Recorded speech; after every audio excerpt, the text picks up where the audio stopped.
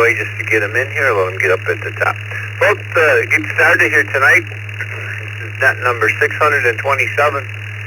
And our question tonight was sent in by NA2B, and I actually think it came from his wife Bertie. She wants to know, and this could be very incriminating for Charlie, but how many hours a week, how many hours a day do you spend on ham radio? How many hours a day do you spend on ham radio? Charlie was brave enough to send it in, and it was his wife's question. So that's our question tonight. Any of our team members have anything that they would like to report this evening?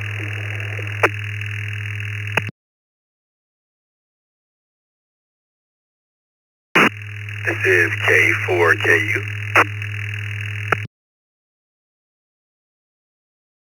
Good evening, Jason. K4KU. Go ahead. Hey, good evening, Dick, and everybody on the Tech Net. I'd just like to remind everybody that we have the open mic net Wednesday nights at 8 p.m. And if you would like to learn more about how a net is run, there's a good opportunity to sign up to be a net controller. You can check us out on the East Coast Reflector webpage under the open mic night. Have a good night, everyone. This is K4KU.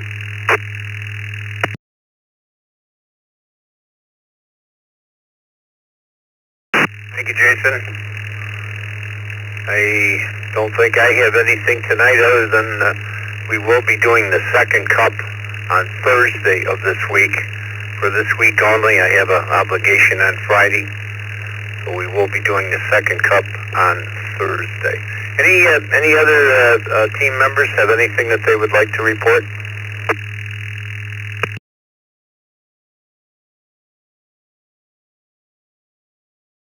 Nothing here. I guess it's all yours, Joe. KD2F or TFB.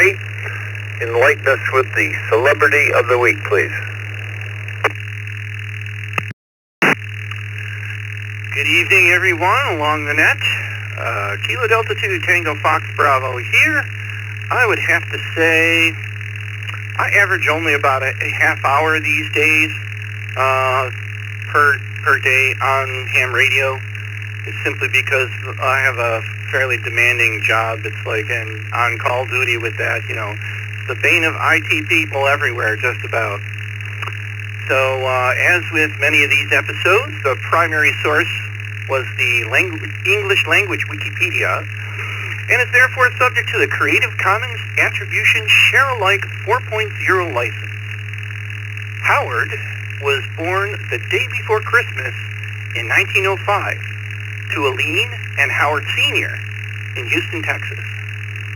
He was a descendant of the minister who baptized the first president of the United States. He was a fifth cousin once removed of Orville and Wilbur Wright. The senior Howard held a patent for the two-cone roller bit, which facilitated drilling for petroleum. At a young age, Howard showed interest in science and technology. In particular, he had a great engineering aptitude and built Houston's first radio transmitter at age 11 and was one of the first hams in the Houston area. Our celebrity is known for quite a few films, including Arabian Nights, which won the first Academy Award for Best Directory of a Comedy Picture, Everybody's Acting, Hell's Angels, and the 1930 production of Scarface and The Outlaw. I'm just going to drop the repeater here for a sec so I don't time it out.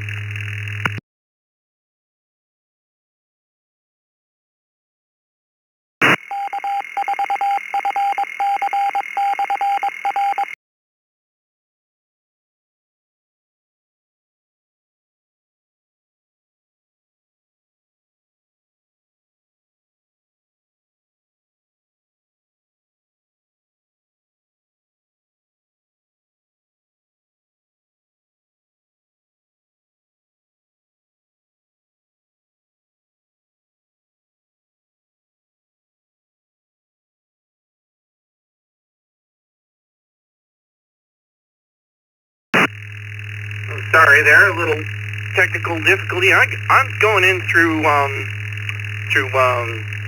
Shack hotline. That's how I get the best audio, and I somehow got disconnected when I just tried to unkey. I hit the pound sign. Anyhow, Howard was a great enthusiast of aviation and aerospace.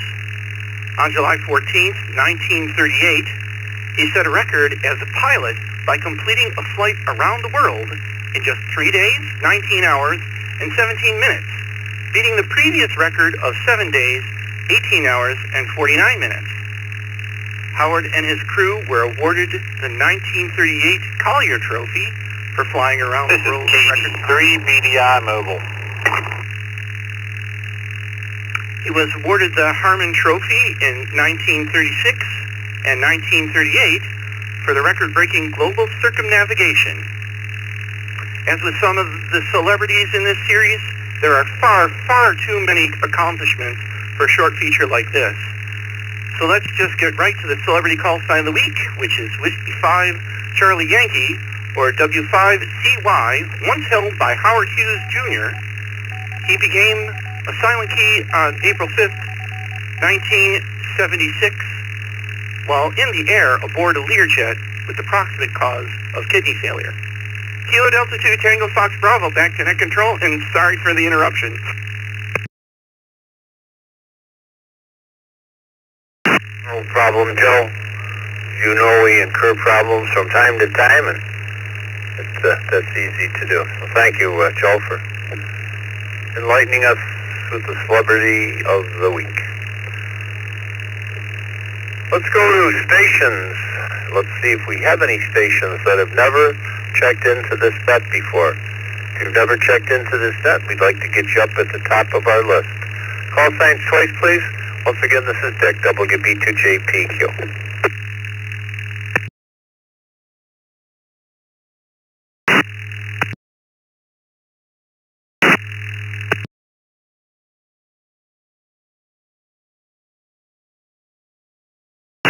Kilo White Golf Zero, Charlie Victor.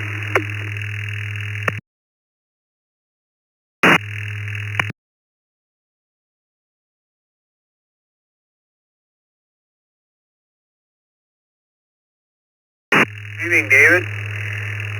KG0CV. Welcome to the East Coast Reflector TechNet. You're not new to the system, but you are new to this net. Good evening to you, and we'll get you up at the top. And how many hours a day do you spend on amateur radio?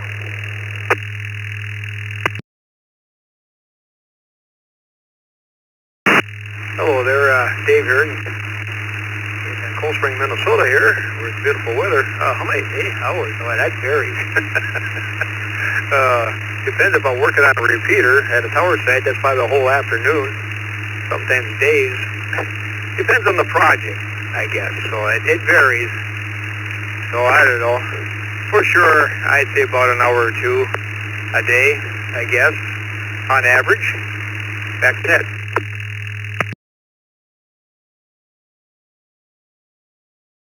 Or two a day. We'll see what Vicky thumbs that up is, and she has the final say on all of this.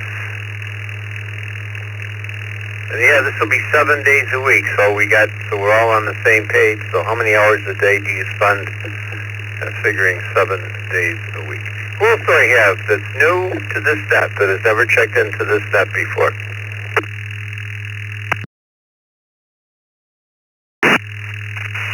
AO6JNT, Jeff in California. And have a great day.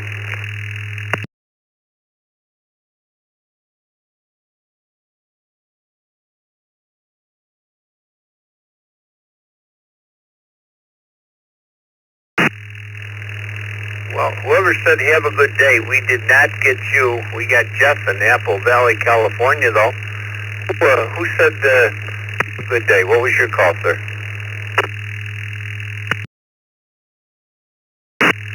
Kilo Golf 7, Kilo Mike Juliet. Kilo Golf 7, Kilo Mike Juliet. Tony from Portland, Oregon. I was just thanking whoever for the history lesson on Howard Hughes. In and out, and have a great day.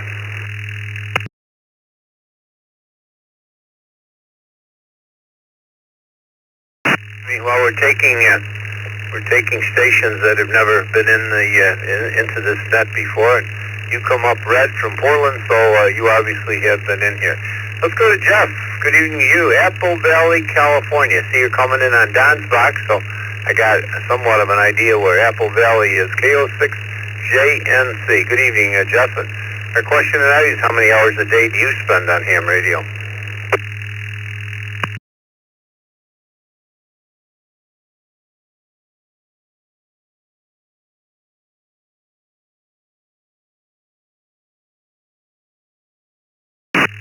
Amateur radio thing, 15 minutes to a half hour or so a day. Do a lot of listening, occasional chat when I find it interesting to talk to somebody.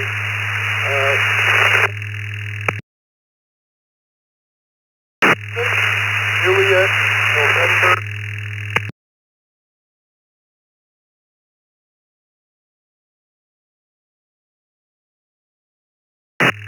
Fading out there, Jeff, a little bit toward the end. Sounds like you're on an HT and moving around. Thank you for being with us. Looks like Bill and 2BH hopped into the room. Bill might even share a little bit of the net with us tonight. Talked to him this afternoon. Who else do I have new to this net? Stations that have never checked into this net before. Kilo Bravo 2, Quebec, Lima, Quebec.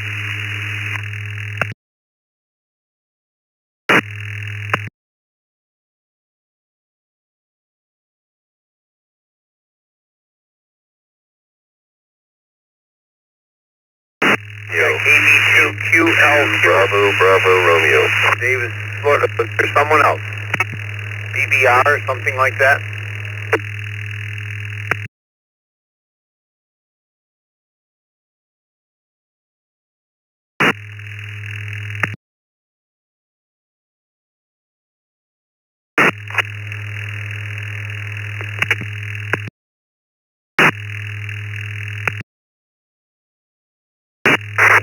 Oh, I guess.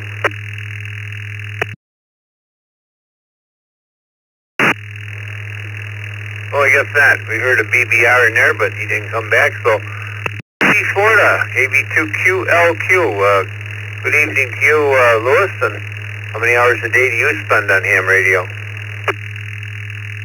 Good evening, right back. That depends if I'm playing hooky from work. Believe it or not, I sometimes put in about 4 hours on HF or over.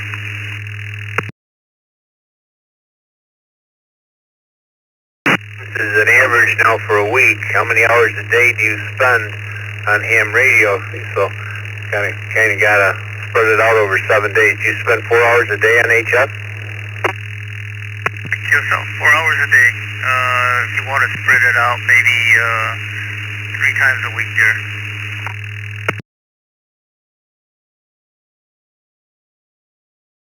Well, thank you for being there. Who else do we have? Stations new to this net. Call signs twice, please.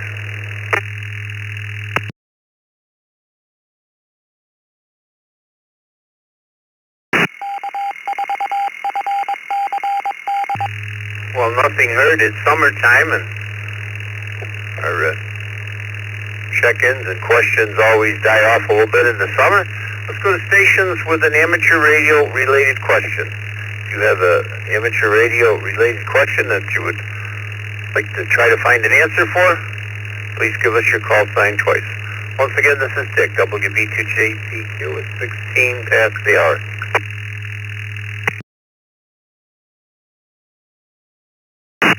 Hey Dick, hey everybody on the net, this is KQ4UPK. I have a question for my recently acquired 991A, and I would like to know what HF antenna would Charles recommend for me to get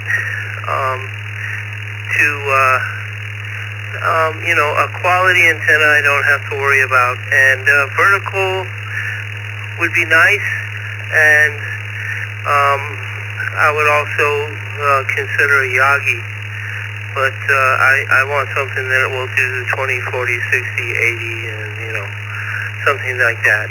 where I can have the room and afford it.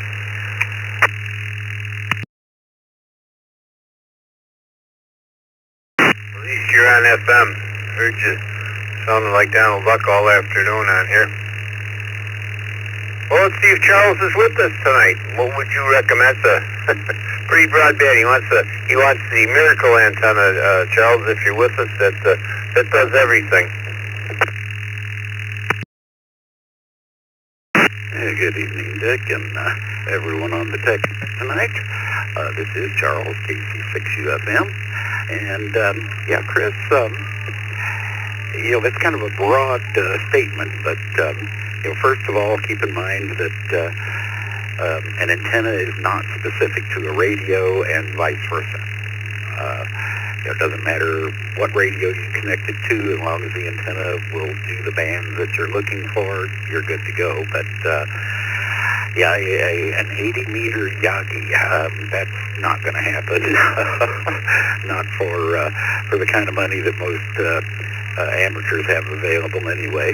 I know the military has a few in that spectrum area, but they are literally millions of dollars. But what I would recommend for you, though, Chris, is as a starter antenna, get some kind of an NFED.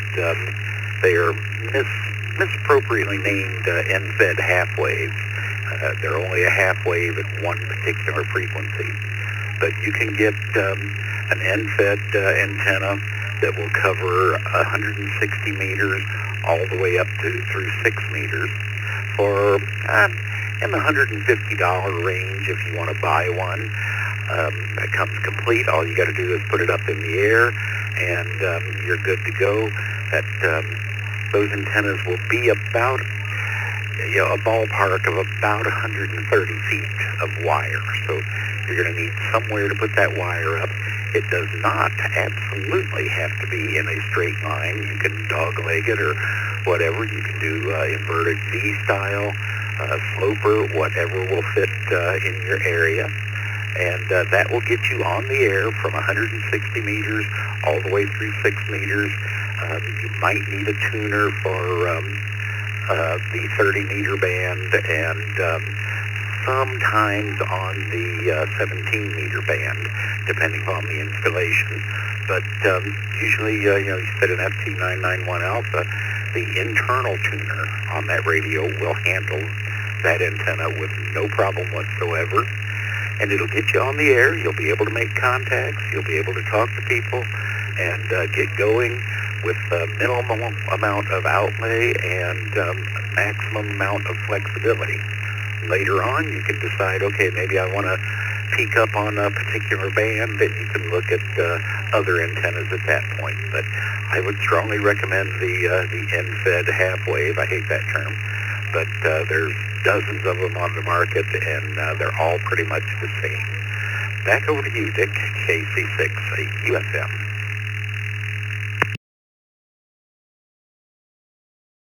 Well, thank you, Charles. I guess that's what I was going to say, too. It's hopefully do the best. So there you go, Chris. Get her up in the air tomorrow, and you'll be on HF.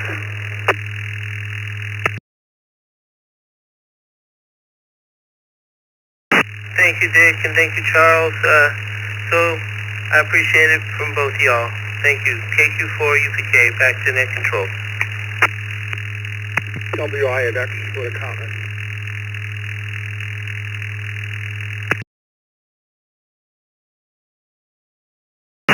Yes, sir. You were a little quick for us, but give a call again. See you coming in through the GM repeater. Good evening. Is this WV2JPQ?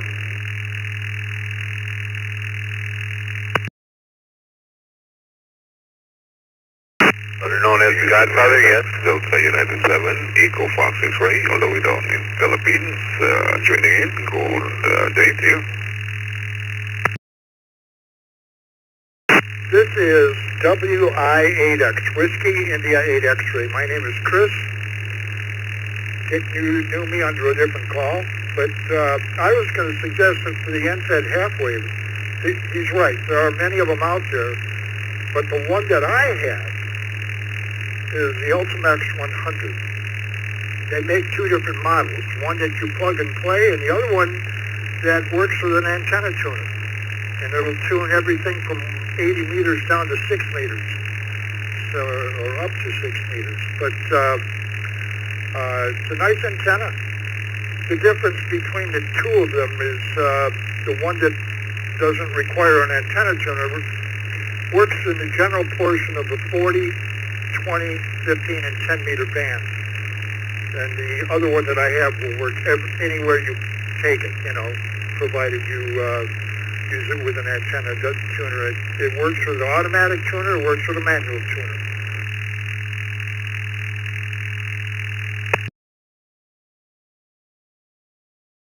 Well, I definitely go with an end-fed. Charles said it, I believe it, and that settles it. KQ4 UPK. Thank you for your comment. I appreciate that. No problem. That's what all of the numbers are for. WI8X.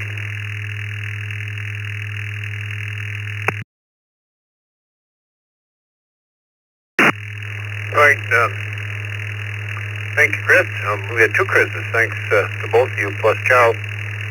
We got the DU7EFX in here. Did you have a amateur radio related question, sir?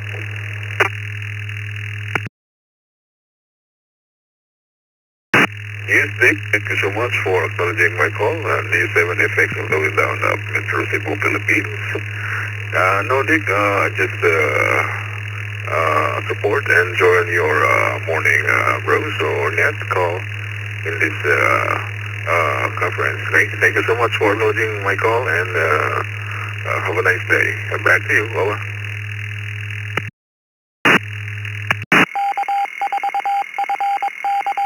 Okay, well, thank you for supporting us.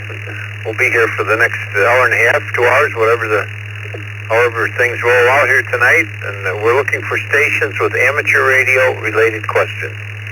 If you have a question that's amateur radio related, we'll give us your call sign. We'll get you in queue here and try to find you an answer. So stations with a question. Okay, Dick. Thank you so much again for acknowledging my call. And 73 stall stations. DU7FX all the way down Metro Cebu, Philippines. 73 is for the finals. Back to you. Over.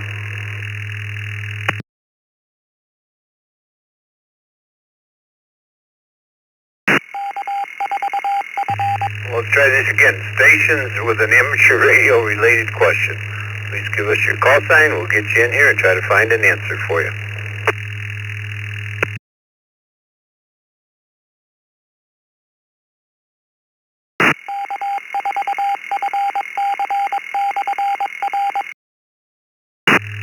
Kilo 5, Yankee November uniform, K5, YNU.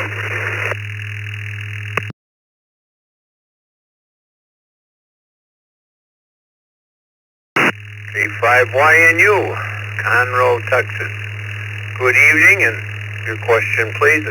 Our question for you tonight is how many hours a day you spend on amateur radio?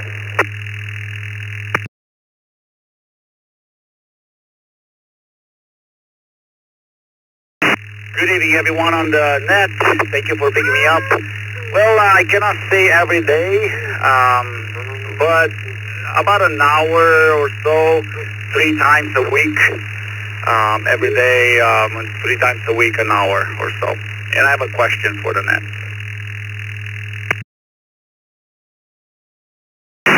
Go right ahead with your question.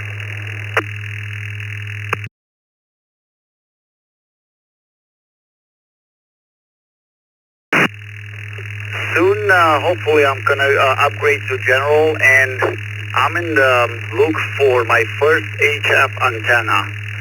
Any advice? It will be for Yazoo 991A. For picking me up again. This is K5 YNU.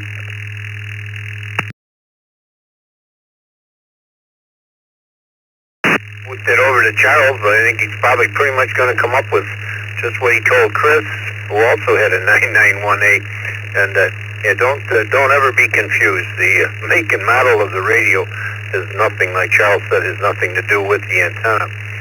I was talking to matter of fact, I had a question that came in on the hotline, or I don't know if it's hotline, but a few months back, a gentleman had the same question. He had an antenna up for a Kenwood, and he wanted to know what kind of antenna he would need for a Yaesu.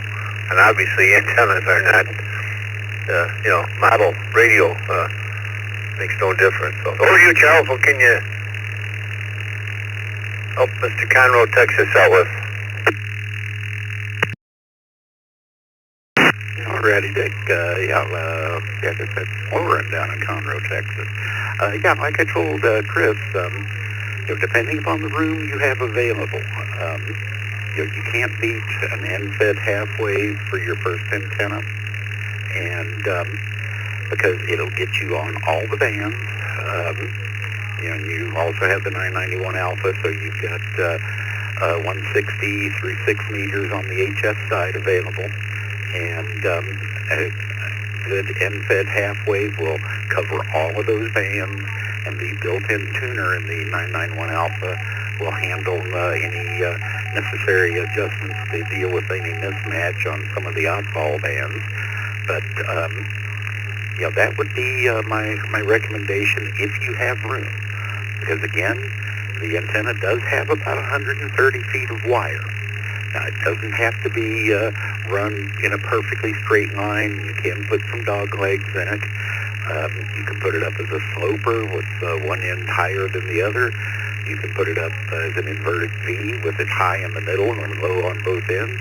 Whatever will fit your property, you can pretty much do with it. It's very flexible, very forgiving, relatively inexpensive, and easy to put up. So that is pretty much always what I recommend for a first antenna. Now, if you just don't have the space for it, there are a number of decent verticals that you can look at, but most of those are going to be restricted to, at the lowest, 80 meters. A lot of them will only go down to 40 with any kind of efficiency. They have a relatively small footprint, but they go way up in the air, typically anywhere from 30 to 40 feet. So, keep that in mind if you are limited on space. But if you can do it, Warren, I would strongly recommend the end-fed half-wave. Back over to you, Dick, KC6, UFM, back to net control.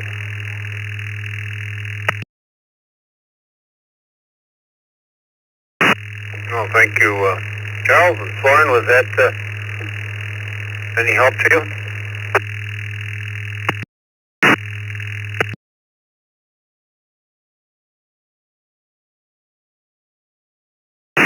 Oh, absolutely. I really appreciate the info there, and I'll be in the loop for one. I do have the space, and if it's 130 feet, I can go around the property on the fence, or if it doesn't require to be too high in the air.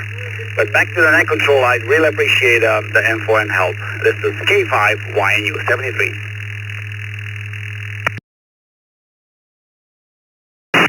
Well, thanks for the question.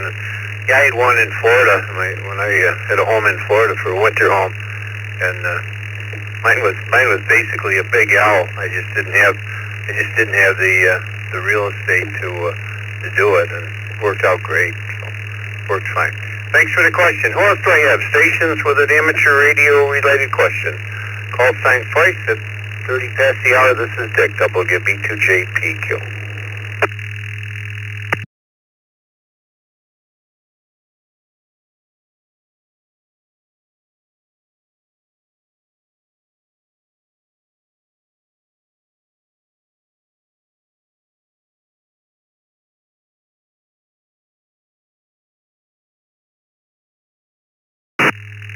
Well, last call. A quiet night here tonight. Summertime. We go through this every summer. Things slack off. People outside cooking hamburgers and hot dogs and enjoying life. Amateur radio related question. Call signs twice.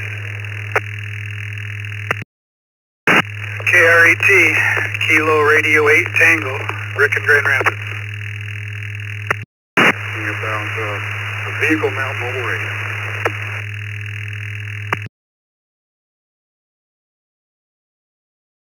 Rick, we don't hear a lot out of you. KRET, we see your repeater coming up all the time. Thanks for supporting the East Coast Reflector. And there was another station on the one of the Huntsville, Alabama repeaters. Could I get your call sign, the station in Huntsville? Romeo 4, Echo Romeo Delta. Kilo Romeo 4, Echo Romeo Delta.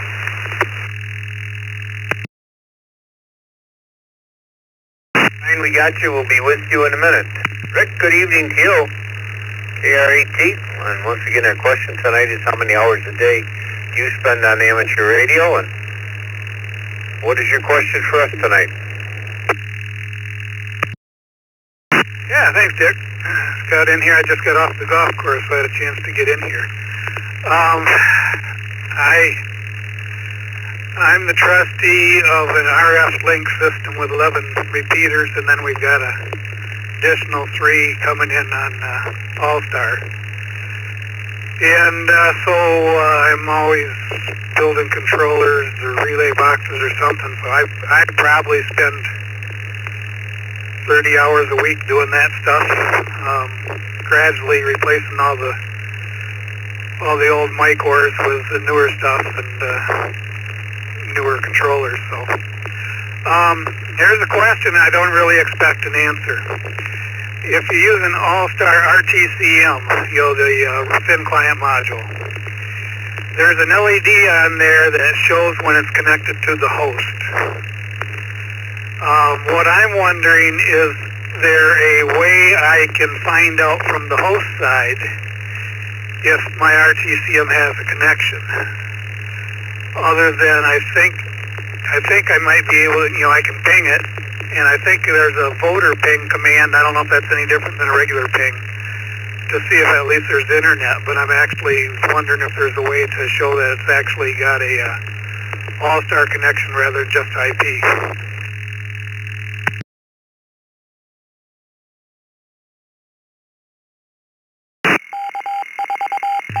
Well, that's a great question. I don't know if David is with us tonight. If he has any ideas, David. K4FX, or what is David's call here? David, are you with us tonight? K4FXC.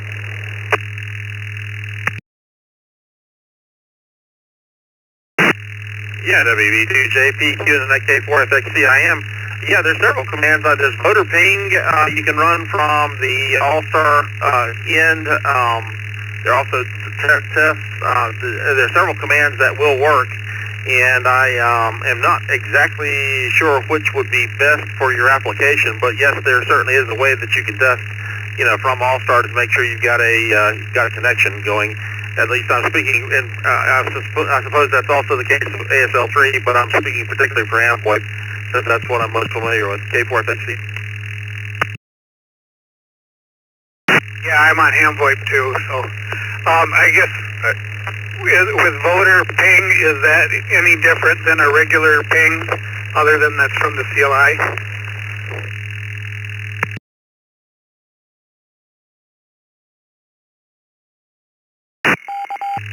K4FXC waiting for my ID to get finished. Yes, indeed it is. That ping is at the protocol layer, so that checks for that the RTCM is actually alive and connected in, or it should at least. So that's definitely is different from a normal ICMP ping at the OS level. Okay, great. I think that'll probably do what I need. I'll look for some other ones too, but I think that'll do what I need, and I can stick that in a shell and get the results I need. Appreciate it, and thanks for the net, Dick. KRAT.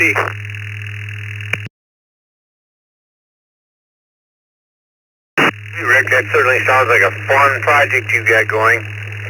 And we always mention this to you and to everyone. Vicky's always looking for articles for our news magazine, for our magazine, our monthly magazine.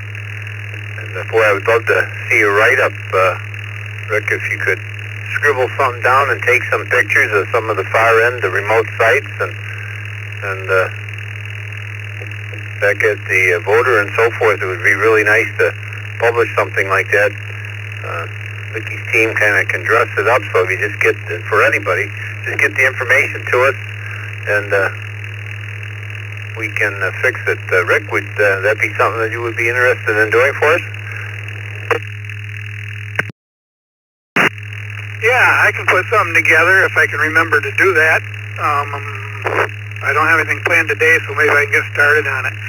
Yeah, this location is just about 100 miles away from my normal site. I can hit it with my beam, but it's supposed to be an RF link system, and the tower location changed by a quarter mile, and it put us behind a hill, so I've finally got an internet connection, but the board wanted RF as a fallback, so I had to put a set of relays in to switch the signals in between internet and RF, and I used the host LED and the RTCM to switch the relays with a buffer. So yeah, I can write something up. That sounds like a nice project. KRAT.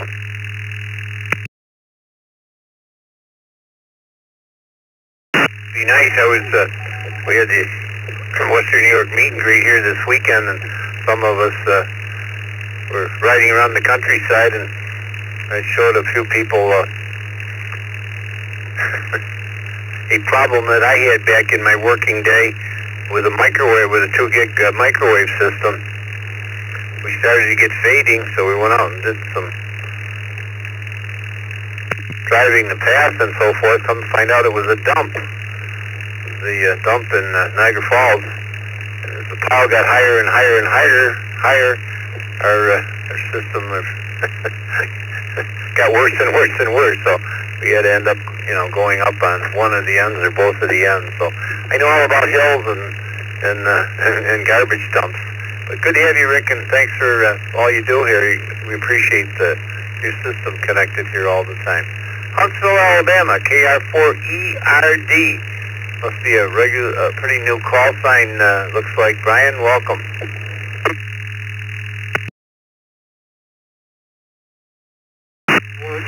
Echo Romeo Delta. Thanks. I was wondering if anybody's got a good selection or a good idea of a good radio to put for a mobile in a vehicle.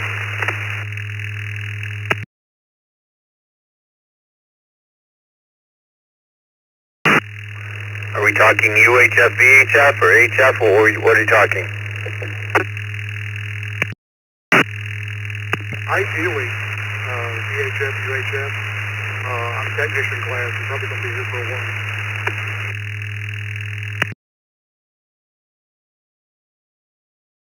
We put it out to the group, Brian. There's tons of them out there. It all depends on how much you want to spend it. Who's got a recommendation for a VHF, UHF mobile rig for a new ham in Huntsville, Alabama?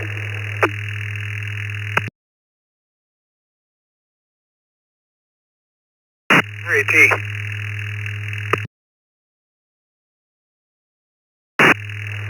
Go ahead, Rick. Yeah, I would recommend an ICOM or a Kenwood or a Yaesu, not a Chinese one.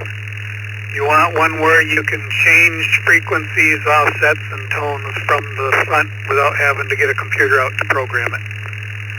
Back to you, Dick. KRAT.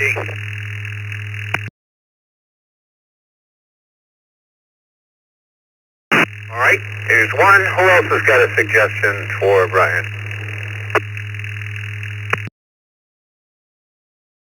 Zero LDS in Huntsville as well.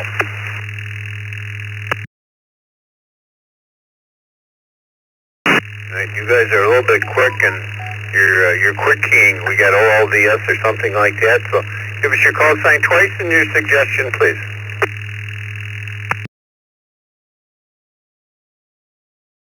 KE0 LDS, Kilo Echo 0, Lima Delta Sierra. This is Brad in Huntsville right now. My home QTH is Fargo, North Dakota. But nonetheless, I have an ST100 in the car. It's a Yaesu. It does the digital fusion, and I think if you want to ask a question, about what kind of radio, you have to also ask, do you want to do any digital? There's a Fusion, there's a D-Star, there's a DMR, and I personally like Fusion. I've used them all, but I have the Fusion in my car. But in addition to the HF, UHF, so on, HF 70 centimeters and 2 meters, I'd also ask, do you want to have digital? That's my suggestion, KE0LDS.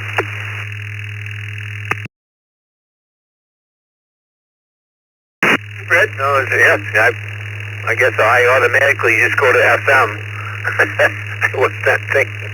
I'm not a digital person, so I automatically didn't think about the digital. I went right to FM, so it's a good suggestion. But Brian, you decide what you want, or you want to try to get an all-band radio as much as possible.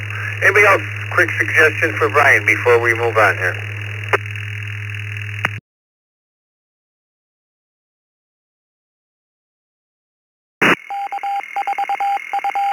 Couple suggestions for you, Brian, and always can stop in our Zoom room and chat with us, not during the nets, but many of us are here for several hours a day, so stop in and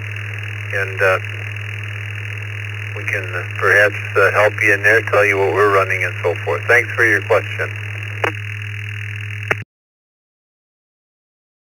For the information there, definitely looking to make an investment. So I don't want to necessarily go with the cheapest option. Kilo Romeo 4, Echo Romeo Delta 73.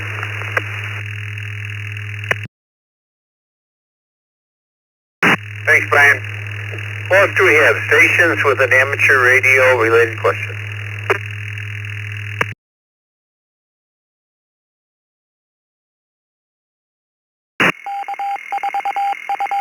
EJ5KIR.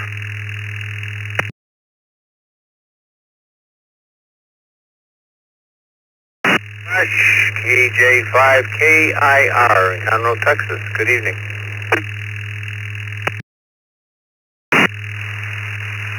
Hey, good evening to you. Let me turn these guys down. But on that subject, I'm thinking about doing some field day stuff.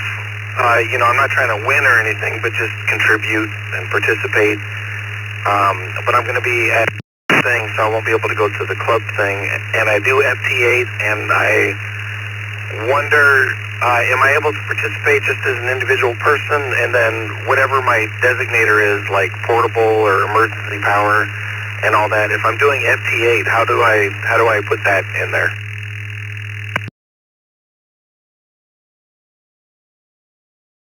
Question, Josh, but you're asking the wrong guy. We got to put that out. But I know you can operate as an individual, but I guess we'll have to get some help on the FT8 side. Who can help Josh out? Who's up on field day?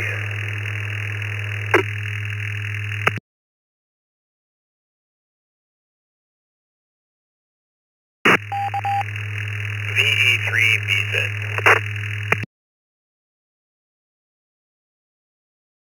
Well, good evening, Kevin. VE3BZ. Can you help Josh out?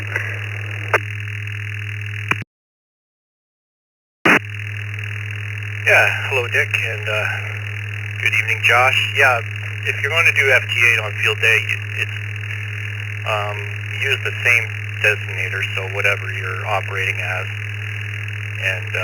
and your section. And then in your, I don't know if you use WSJT software, but you got to set it up for field day. So under somewhere in the settings, there's a place, I think it's under advanced settings. There should be something there to click on if you're doing different contests, and one of them is field day. So click that, and then it'll when you have it field day mode, and then you go operate, and you call CQ, it'll say CQ field day, and then you're all set. And then you put in your designator, 1 Delta or whatever you're using, and your section, and then you're good to go. Anyway, hope that helps. back to net PE3BZ.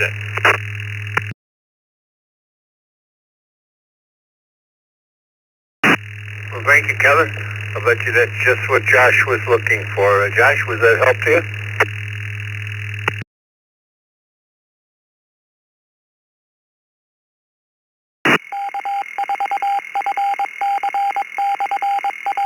Josh, CWI, additional comment? Did that answer your question?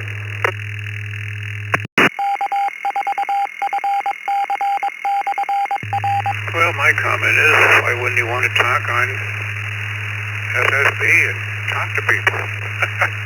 Anyway, P3I2 to you. Good evening, everyone.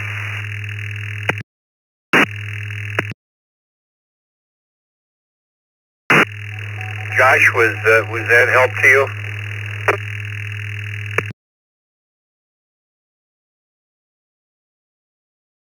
I don't know where Josh went. Thank you, Kevin, for your reply and your good answer. What else do I have? Stations with an amateur radio related question.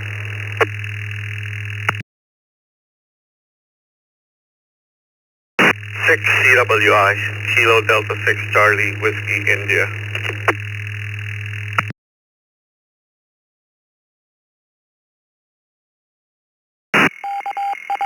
Good evening, Ruben.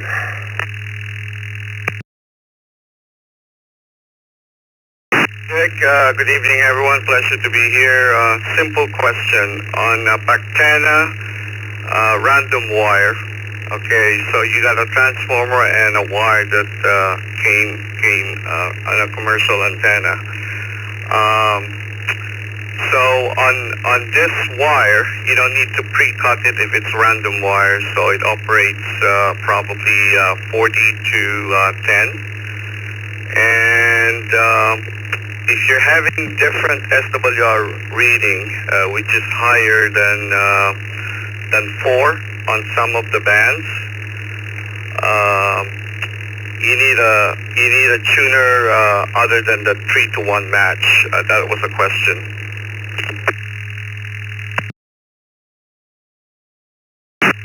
We will now connect to the East Coast Reflector.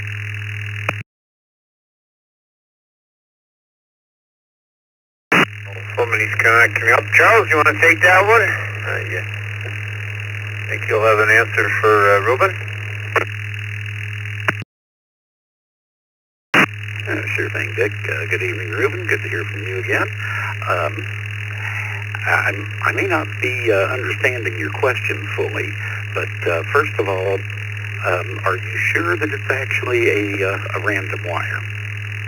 A random wire is something that is just that. It is totally random, has no relationship to any frequency that it's going to be used on, and then there's also just the proverbial long wire, which is about as far away from random as you can get. It has a very, very, very specific length to where it will operate on certain frequencies and nothing in between.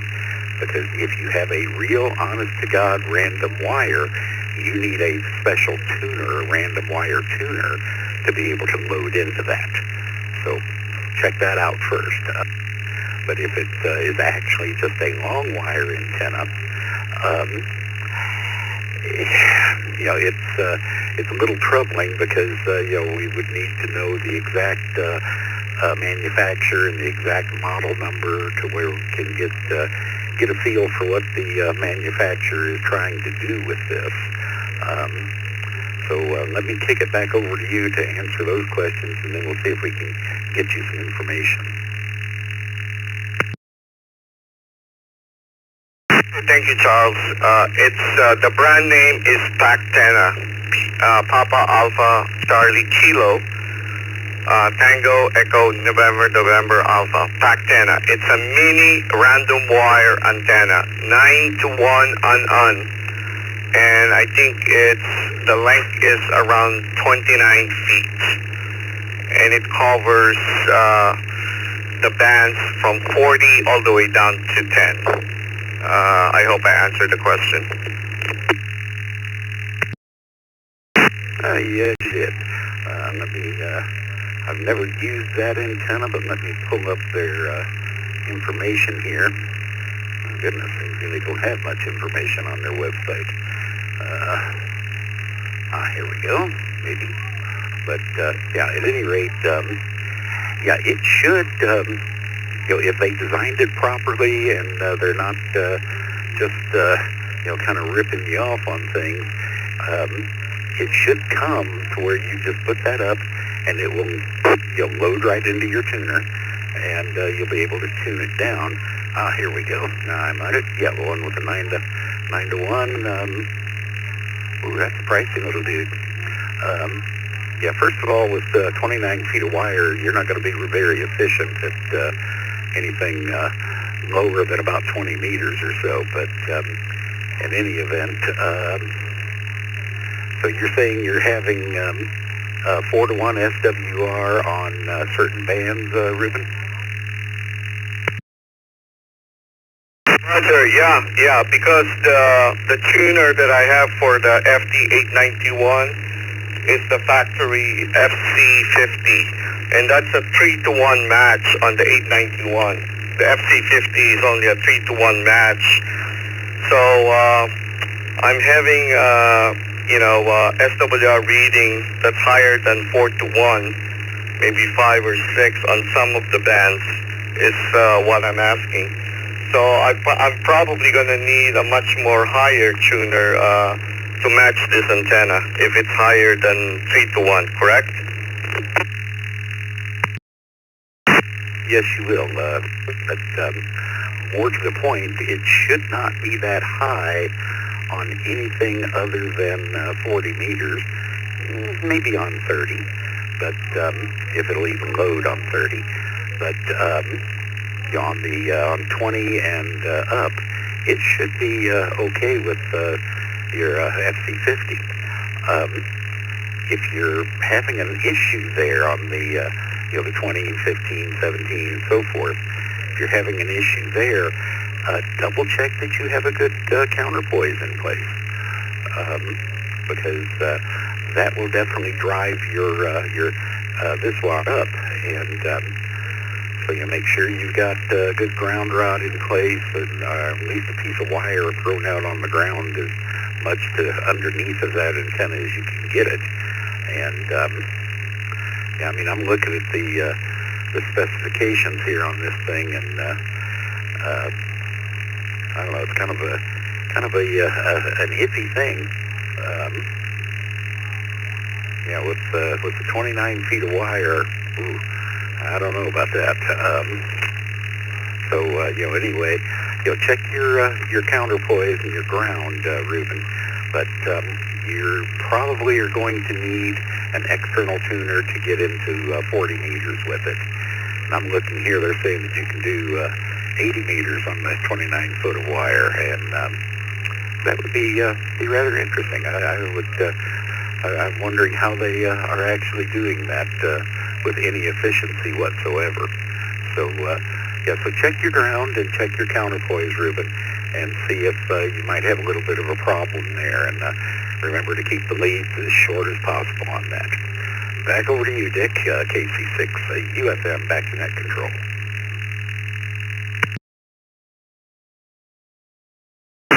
20-some feet doesn't sound good, does it? So, anyway, good luck, Ruben. Really, truthfully, doesn't sound like a very efficient antenna to me. Thanks for your question. We'll take one more question tonight, then I'm going to turn it over to Bill and 2BH, and he's going to work call districts 8 through 2 here this evening. Stations with an amateur radio related question. Like I said, I'll take one more question.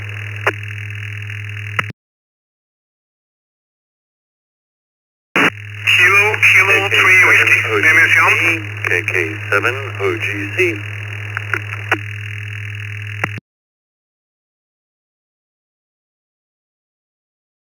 Like I got two. We got you, Fred, and Reno, and the KK3. Come again, please, the KK3. KK3 is all here. Kilo 3 Whiskey, Kilo.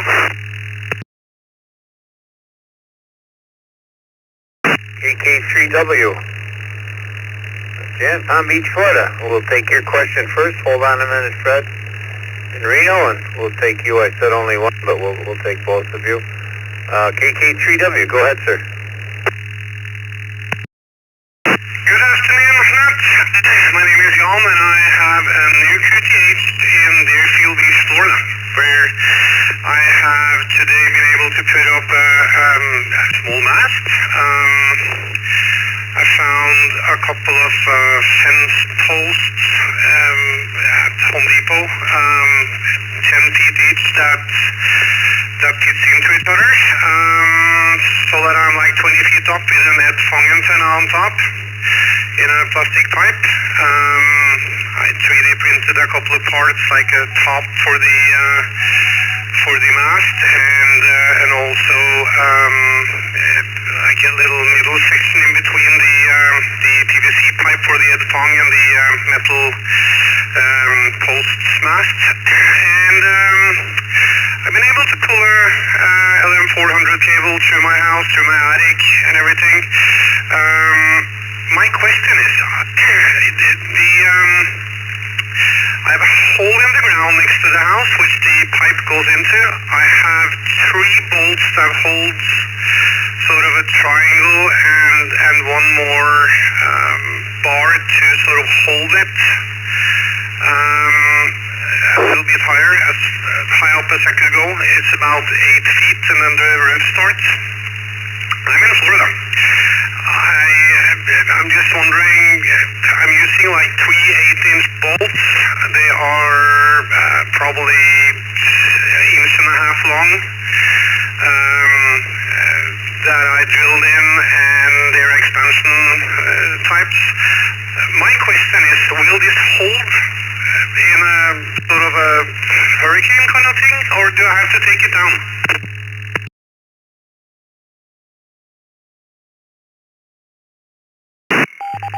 Well, that's a good question.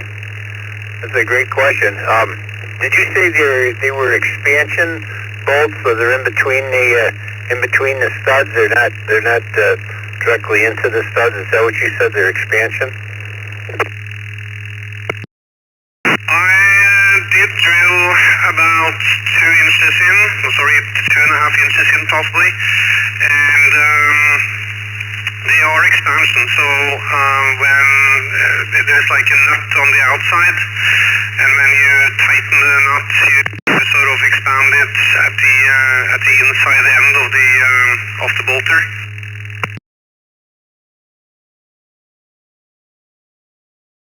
Well, we put that out to the group. You certainly don't want to put something that you got to take down all the time. But there's several kind of expansion. Some expand, in the hole, and others you put it and they expand, about 1 inch on each side. So you've got, about 2 inches of nut, if you will, of washer in the back. I don't think that's the kind you got. Those probably are the best. That you drill a hole completely through, you push these in and they expand, and then you tighten up, and you've got about 2 inches of bearing surface as the nut in the back. Let's put it up for the group, and I don't think it's going to be an answer. Not much. All bets are off in a hurricane or a tornado, but let's see. We'll get a couple of answers here and see what we can do for you. Anybody like to comment on the issue?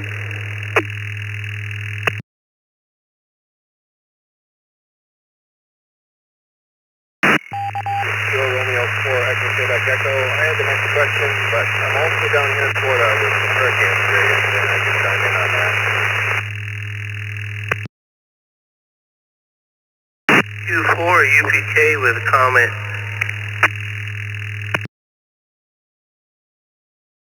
Go ahead, Chris.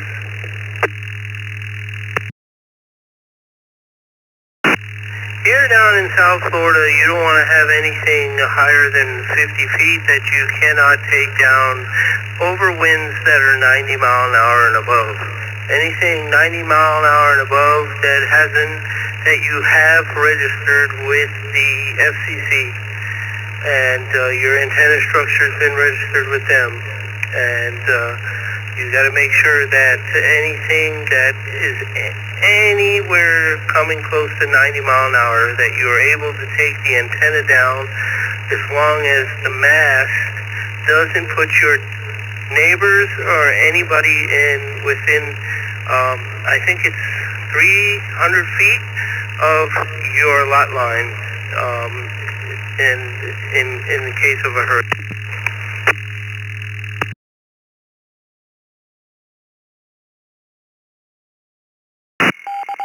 Fun if it doesn't blow over on the neighbors. You're taking all the fun out of it, Chris. Well, there's a couple of suggestions for you, but, you're on your own. Put it up the best you can, and if it comes down, you just put it up again. I guess that's all we can say. All bets are off in a hurricane. It's probably true. I was just thinking if there's, it feels really steady, but again, I have been in a hurricane here before. I know there's a lot of winds, but I've seen most things like this would possibly hold. I was just not sure about the bolts, and I hope I explained it as could be. The mast is in total, like I said, 20 feet up, and it is easy to take down in worst case. It's just that sometimes I travel, and I'm not going. I will have to take it down before I leave, in which case. But it is what it is. I'm just curious. I was just curious, just in case there were any very clear answers. I understand there is when there is like a taller thing, and from where I am in the airfield, I don't think it's going to harm any neighbors or anything like that. It's probably likely going to fall straight down if something happens. Thank you for the suggestions, and back to net.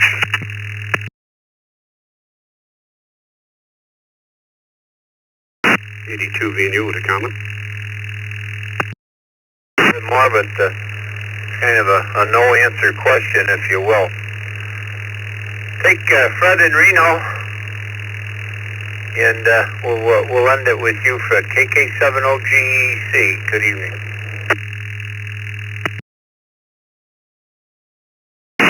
Good evening, Dan. I had a comment for the prior one, but anyway, my question is, for a long wire, that 130-foot thing for covering pretty much any band, and the dog legs. So if the fence is held up by metal posts, and I run the wire along the top of the fence, and the metal posts are vertical, I think that they won't affect the radiation because they're perpendicular to it. And then as an add-on to that, if I run the ground wire parallel to that, fence post, think 6 feet high, so they would be separated by 6 feet, would that work? Do metal fence posts affect a horizontal long wire?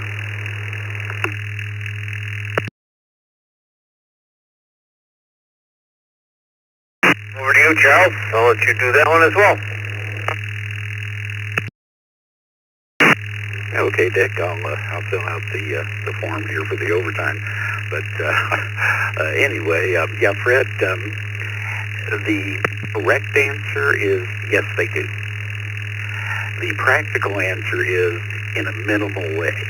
The closer you can get to absolutely perpendicular, the less impact that they're going to have.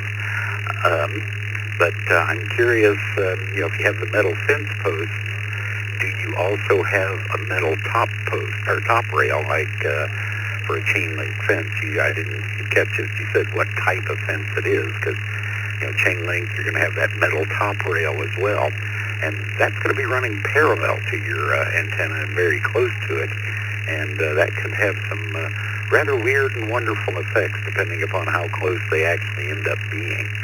But if you just have metal posts running vertically, you're not going to have too much problem there. And as far as the counterpoise is concerned, 6 feet is no problem. Just if I were doing it, I would just dig a little trench. I'm going to use the word trench. That may not be correct, but we're talking about something an inch or two deep, and stuff that counterpoise wire down in that little trench, just to kind of protect it from weed whackers and lawnmowers and that kind of thing. And yeah, that's going to work out pretty well for you, though, Fred.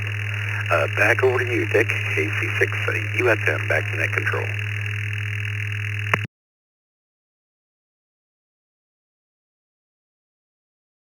Did that answer your question?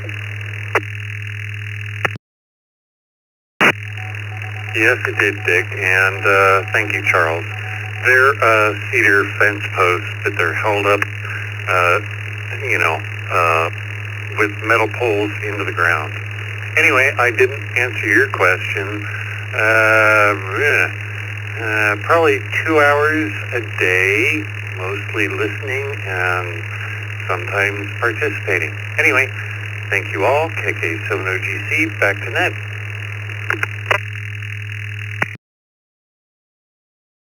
Thank you, Fred. And I see Dan was in there. Dan, did you wanted to answer the previous question? I didn't even hear you. Vicky heard you. I didn't. Go ahead. Yeah, I was trying to get a little clarity on the type of structure that he's putting those bolts into. Is it brick? Or in the other type, as you mentioned, is the type of, are they mollies or are they Tapcons? What type of anchors is he using? Because that's going to make a huge difference on the strength. Yeah, well, that's what we said. You know, I was thinking it was. I didn't even think about brick. I thought that I thought a wood structure, and that's why I said the ones that fly open. You know, you drill a hole all the way through and fly open. You got about a 2-inch bearing surface, on the inside of your plywood or whatever that is. I was assuming it was that. I don't know, but KK3W, can you expand just a little bit more on that? Exactly what kind of are they mollies? Do you know exactly what they are? Did you drill a hole all the way through your house and then stick the bolt in and it expands out? What can you explain a little bit more what you got?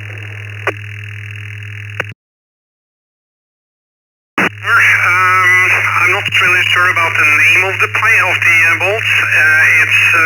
It's not molly. It's like I want to say it's a very short pipe, like is it 2 inches or something, and there's a bolt going through it, and the head of that bolt is inside of the wall, and in the inside that you push out, it pushes out with a nut you tighten on the outside. It's supposed to be heavy duty, according to the shelf information at Home Depot. When it comes to the wall, I'm not a building engineer. I assume that it's sort of concrete blocks inside of stucco. I did have a little bit of resistance there. I do have a hammer drill, and it worked out sort of okay. When it comes to your question, I probably spend around an hour to two every day, during the week. Weekdays, I mostly do like electronic projects that are related to ham radio, like microcontrollers and satellite rotors. I have a lot of those projects, videos and photos on my QRC page, if anyone is interested. I guess for the bolt and the wall, that's what I got. This is KK3W, back to net.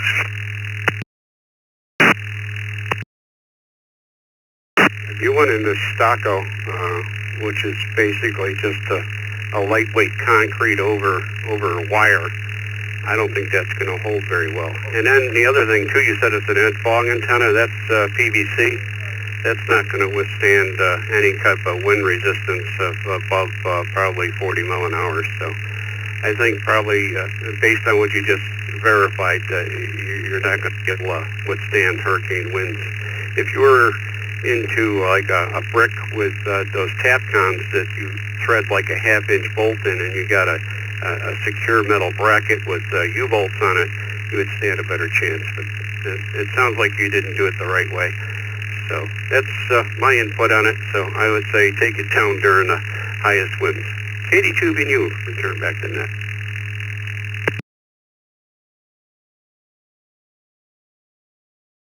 Thanks, Dan. Well, let us know how you make out. Pretty hard to predict.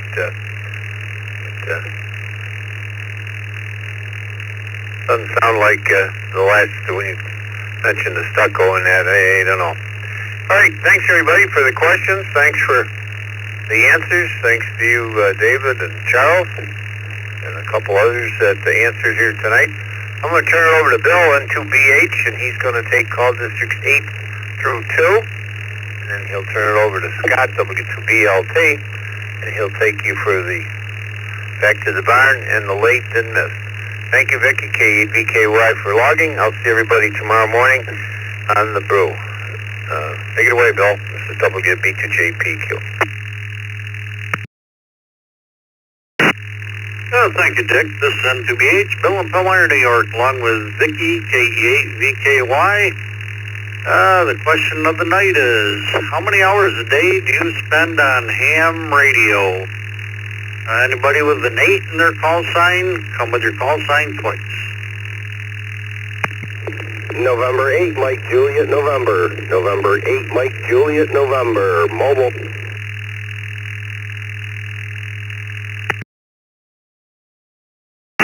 OAY, November 8, Oscar Alpha Yankee.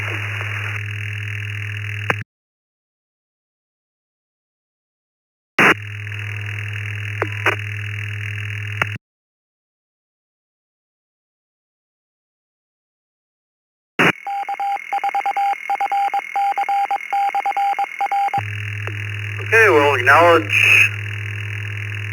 text check-ins. We have Roy, K8BYU.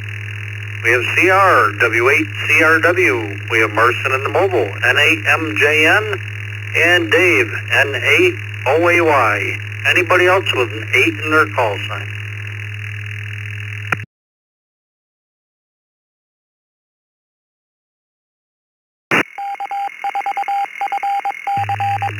Nothing heard. Let's go to Marson.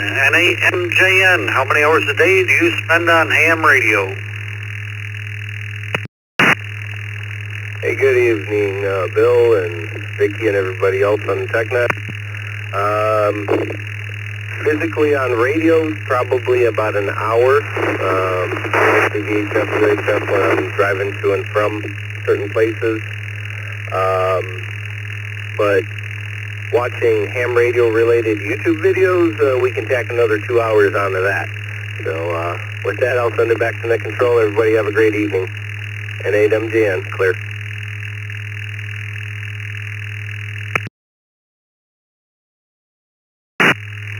Yeah, very good, Marson. Hope you have a great night, and thanks for being here. Let's go up to Roy, KA8BYU. Good evening.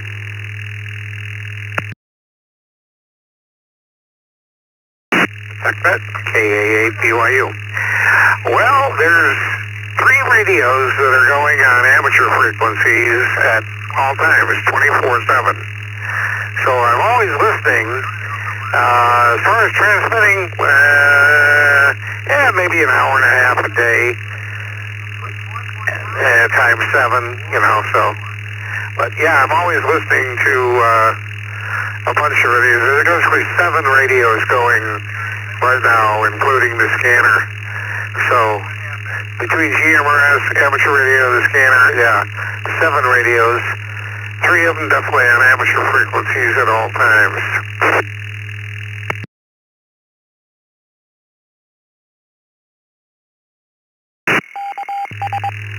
Very good, Roy. You sound kind of busy there. Hope you have a great night. Thanks for checking in. CR, W8CRW.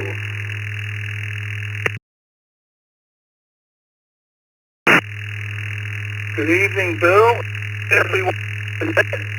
Well, it's kind of hard since I don't log. Most of it's on VHF So I'm going to give a estimate of 1 hour per day, and I think that would probably be a little light, but it's my best guess.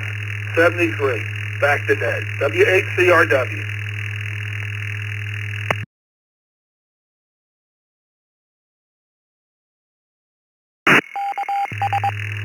Yeah, very good, CR. Hope you have a great night and appreciate you checking in. Let's go to Dave, N8OAY. Everyone on the net. I've got an HT going all the time, monitoring the Skywarn and ARAS frequency. Talking on it, most of the time all I key up on is during nets like this one. So I got one running all day long, but I don't talk a whole lot. N8OAY.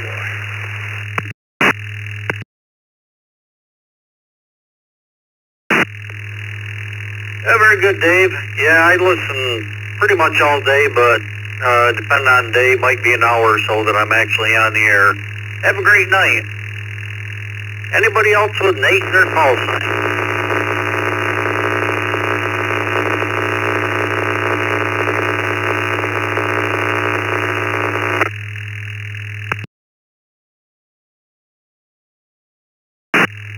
All right, let's move on to the 9th call district. Anybody with a 9 in their call sign, come with it, please.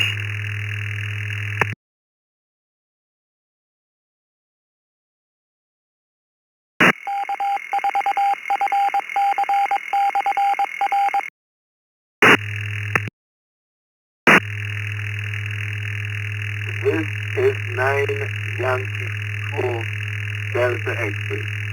9Y4DX, Bertrand, Trinidad, and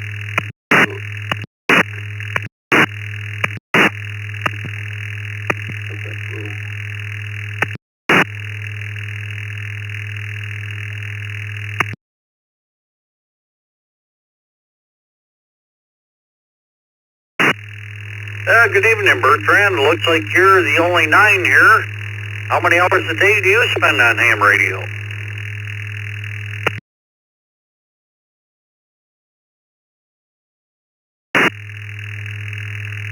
well, a pleasant evening to you, Net Control. This is 9Y4DX, Trinidad and Tobago is my PGH. And I want to say a pleasant evening as well to all of the stations on the East Coast Reflector segment today. With respect to the question, I usually spend just around 2 hours. I don't think I do more than 2 hours of any time. Texting a couple nets to make a couple contacts. That's it for me. So that's it. Back to you, Net Control. And hope everyone is doing well and keeping cool. This is 9Y4.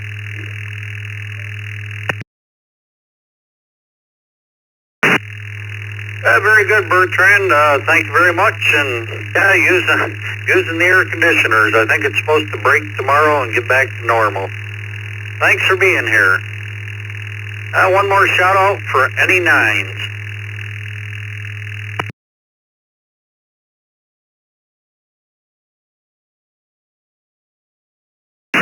Okay, let's move on to the 0s. If you have a 0 in your call sign, come with it, please.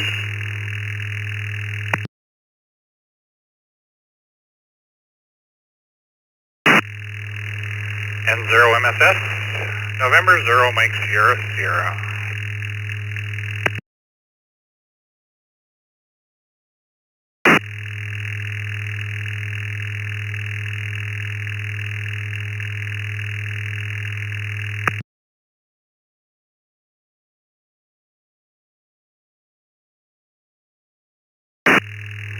Okay, we have Ross N0MSS. There was an Echolink KM0NDO. We did not get any audio. If you want to try that again.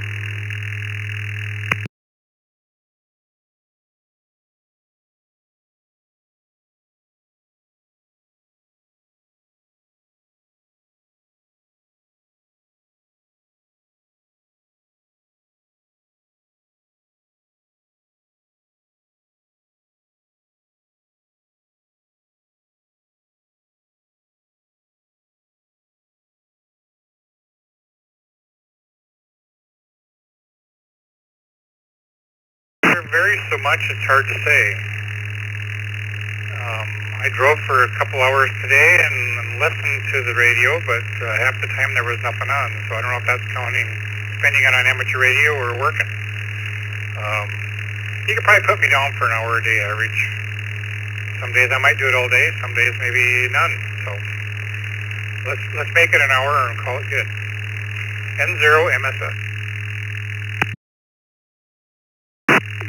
That all averages out. Have a good night. Thanks for checking in. Let's see. Let's go to the 1 district. Anybody with a 1 in their call sign?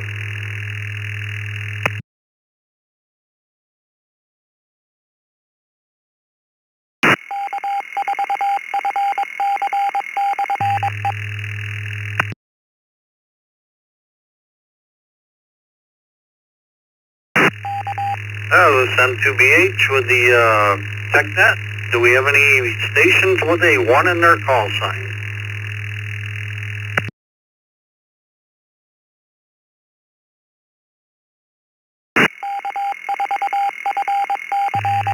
Well, nothing heard. We'll move on to the 2s. Anybody with a 2 in their call sign? KD2 VNU, KD2 VNU.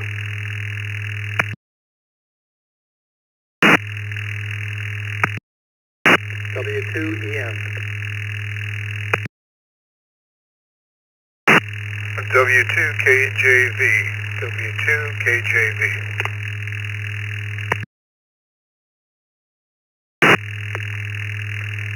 NA2 November Alpha 2 Bravo. Charlie, it is 2 Echo Charlie.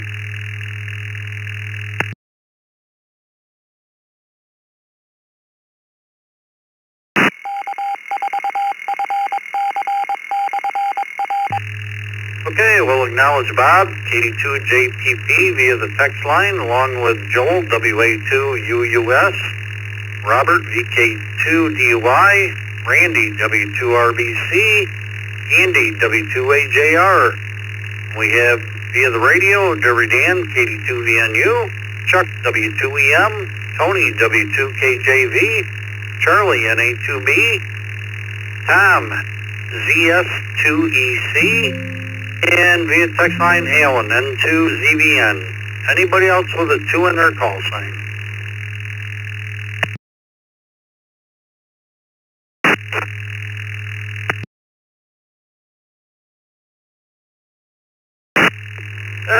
Nothing heard. Let's go to Bob, KD2JPP. How many hours a day do you spend on ham radio?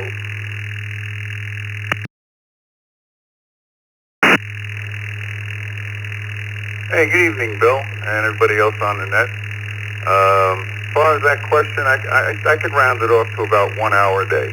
So put me down for 1 hour. Hope everybody stays safe, has a great week, and I'll send it right back to Net Control.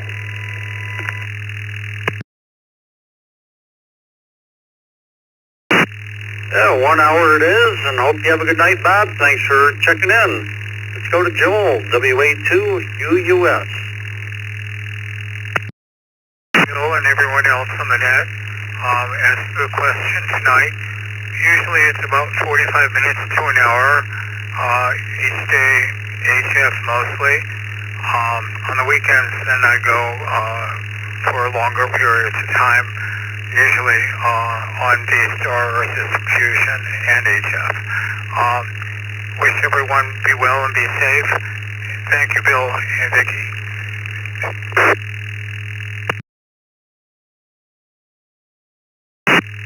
Well, thank you, Joel. Hope you have a good night as well, and appreciate you being here. Robert, VK2DY.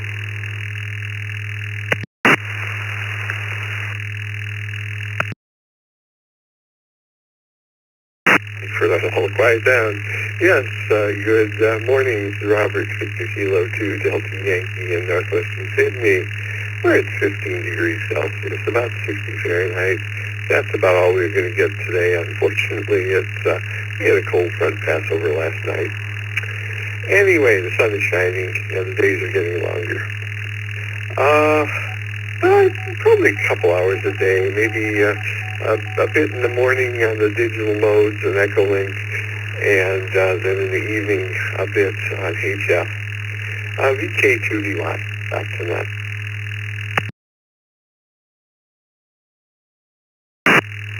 Very good, Robert.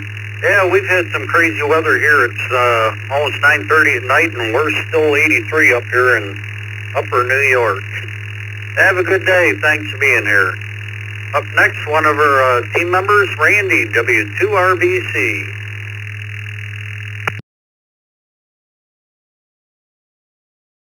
Good evening, Bill, Vicki, and everyone on the TechNet. Just a tough question. I'm a member of the ECR team here, so I monitor the ECR frequencies usually all day, and I'm on the Zoom room for at least 8 hours a day. And that doesn't include my on-air radio time. Back to Net Control, 73 to all, W2 RBC.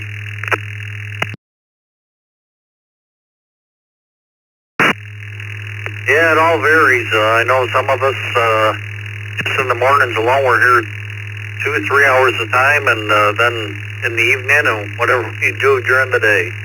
Have a good evening. Let's go to Andy, W2AJR.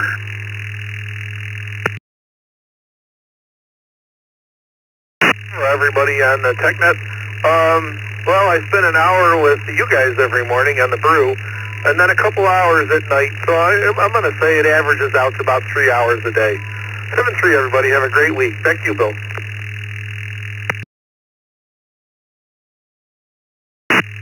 Well, thank you, Andy. Hope your week goes well, and thanks for checking in. One of our other team members, Derby Dan, KD2VNU. Good evening. Good evening, Bill. Good to hear a fresh voice on the net. Probably 2 to 3 hours. It varies. I've got radios going all over the house here, so it depends on what catches my ear at the time, but I'm always receiving. 82 VNU, return back to net. Good evening to all.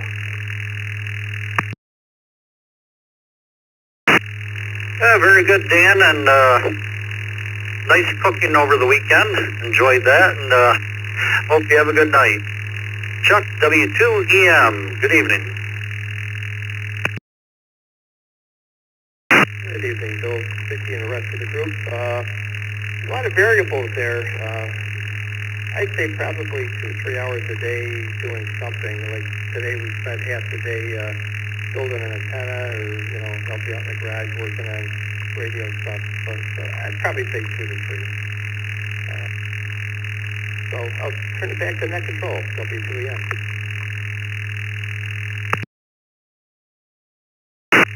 Yeah, very good. With field days coming up this weekend, I'm sure it's going to be a lot more than that. Have a good night. Another one of our team members, Tony, W2KJV. Good evening. Hey, good evening, Bill. Good evening, Vicki. Good evening, everyone on the TechNet tonight. Tony here in Homosassa. It's 86.4 degrees outside. I have the radios going probably 14 hours a day, but my transmit time is probably roughly a half hour a day. So that's about it. Back to you, Bill. I hope everyone has a great night and a better tomorrow. W2KJV. Well, thank you, Tony, and hope you enjoy the rest of the evening and have a good rest of the week. Charlie, NA2B. Looks like Bertie came up with this question.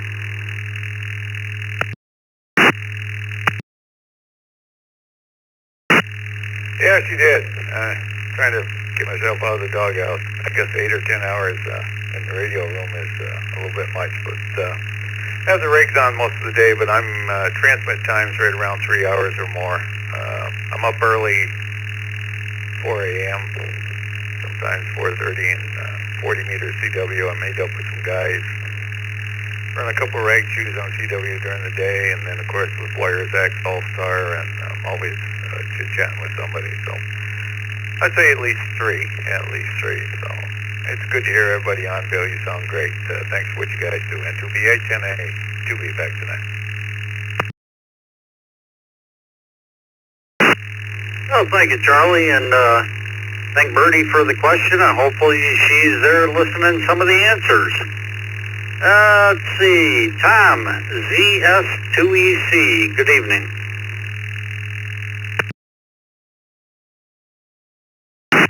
Good morning. Well, 3:31 in the morning, Wednesday morning, 13, 14 degrees Celsius. About 10 hours, 5 hours in the morning I spend on FT8 with a special event call, and 5 hours in the afternoon until about 5 o'clock local time with my special event call on FT8, my special operation. And in the weekends, about 3 to 4 hours. Back to you, Net Control.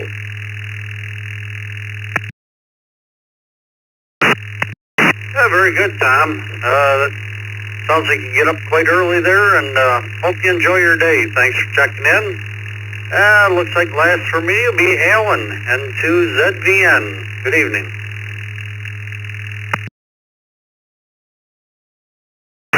Good evening, Bill, and everyone on the TechNet. Well, probably gotta say, I do about 6 hours a day monitoring, and transmitting time, maybe about an hour at best. So that's about how I go. And to ZBN, everyone have a good night. Yeah, very good, Alan. Thanks for being here, and hope you have a good night as well. That'll do it for me. This is N2BH, and we'll turn it over to Scott, W2BLT.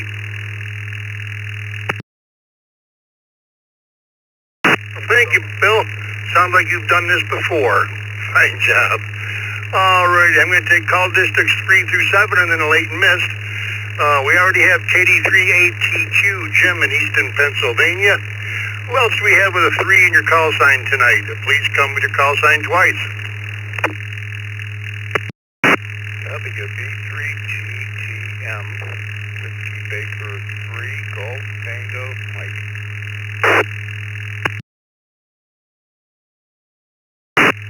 Kilo Charlie 3, Foxtrot Golf Delta. Kilo Charlie 3, Foxtrot Golf Delta.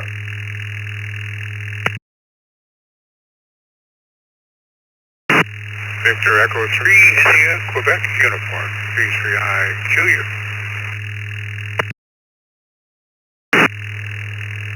BE3BZ, BE3BZ.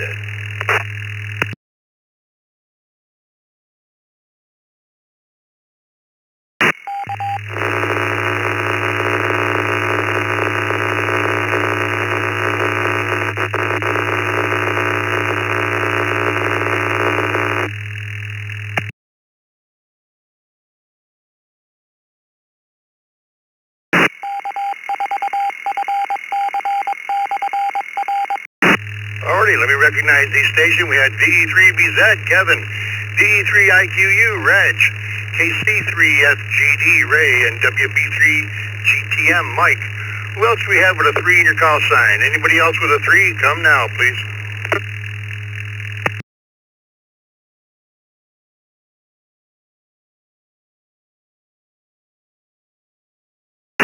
With nothing else heard, let's go to the top of this list. Question of the evening is, how many hours a day do you spend on ham radio? Let's go to KD3ATQ, Jim in Easton, Pennsylvania. Good evening. Good evening, Scott again. And that, probably about an hour a day. Back to Net Control, KD3ATQ.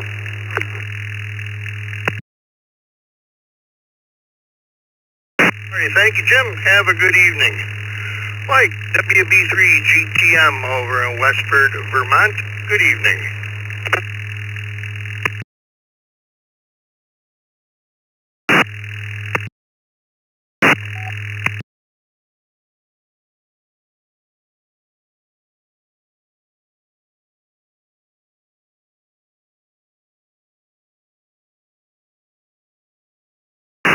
B3GTM, are you still with me? Oh, very sorry there, Scott. Good evening to everybody. Good evening, Scott. Good evening, everybody on the net. This is Mike, WB3GTM. Good to hear everybody tonight.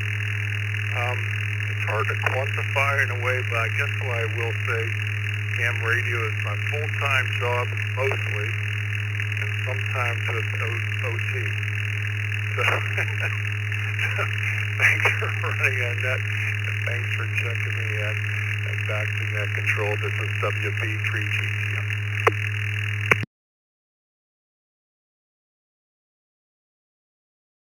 Hey, thanks, Mike. If it's a full-time job, it's got to be 4 to 6 hours a week or a day. Appreciate you joining us. KC3FGD, Ray in Elizabethtown, Pennsylvania. Good evening. Hey, good evening, Scott, everyone on the net here. 1 to 2 hours a day, that varies depending on the time of the year. Right now I've been in the gardens. In fact, I say I was there this evening, 100 degrees. I sweated off about a half a pint of water.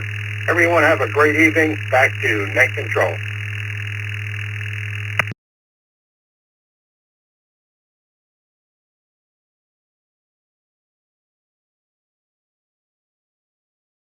Righty, Ray.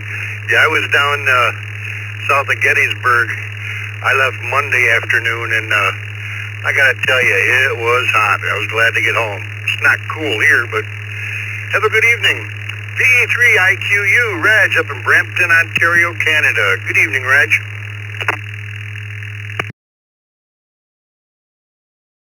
And a very good evening to you there, Scott, and everybody around the net tonight. Brampton. And wife and I were out today for a little while, doing this, that, and the other thing, and probably going to do the same tomorrow. Tonight, well, my radio is probably on pretty much from, I would say, about 11 or 12 a.m. So 11 a.m. to 12 p.m. And from then on until I go to bed at night. But then again, you have to understand, my so-called ham shack is a radio and a speaker and a speeder and a power supply. It's right beside me here on the side table to our couch. So it's kind of on all that length of time, but I probably don't transmit more than at most probably a half hour a day. But I do listen a lot. Anyway, hope everyone out there is having a good summer, enjoying this heat wave, which is pretty hot. Here in the last couple of days, it's run anywhere from about 32 until about 34 degrees or so. And today was a teeny bit cooler, but not a lot. We're expecting cooler temperatures tomorrow. So we'll have to see how that turns out. But boy, it's been hot. That air conditioner's running pretty much every moment that we've been awake. So back to you, P3IQU.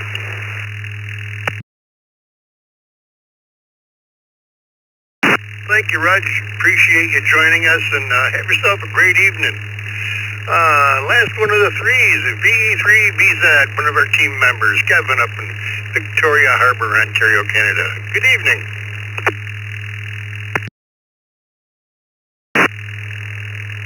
Hey, good evening, Scott, and everyone on the net. It's hard to say, but probably anywhere between 1 and 3 hours, sometimes more, sometimes not at all, so that's probably the average. Anyway, thanks for doing the net, and it was nice to meet you and everyone else at the meet and greet this weekend. It was really fun, and can't wait till next year. It was good to finally meet everyone in person after all these years. Anyway, back to you, Scott, VE3BZ.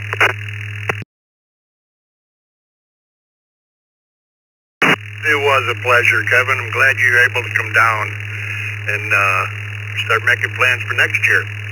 That's going to do it for the threes. This is W2BLT.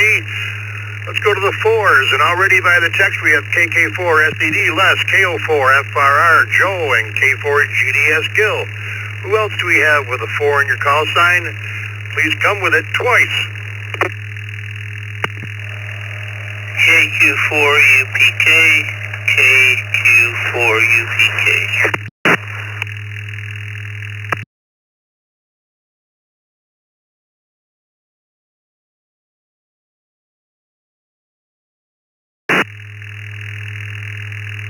W4FWN, W4 Foxtrot, Whiskey, November.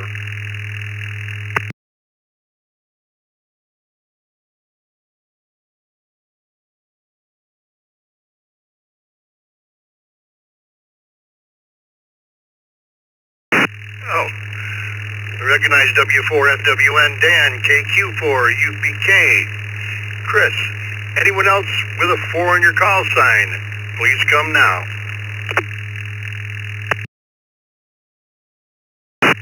Whiskey X-Ray 4, Juliet Tower, WX4JJC.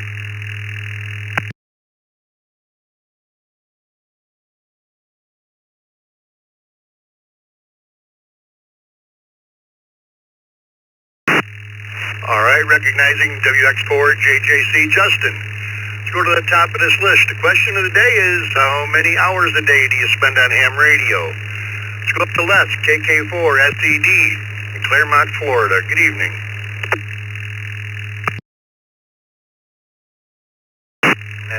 Hey, it's 83 degrees here, so we're not doing bad. I'm gonna say about an hour in each day. I'm on the radio.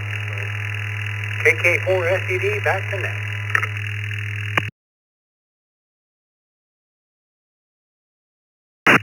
Alrighty, Les, you have yourself a great evening, and thanks for joining us tonight.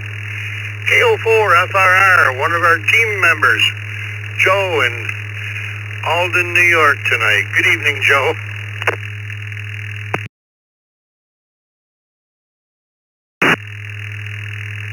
Well, good evening, Scott and Nanette. This is Joe, KO4FRR. I guess you had to think about that for a moment there, Scott.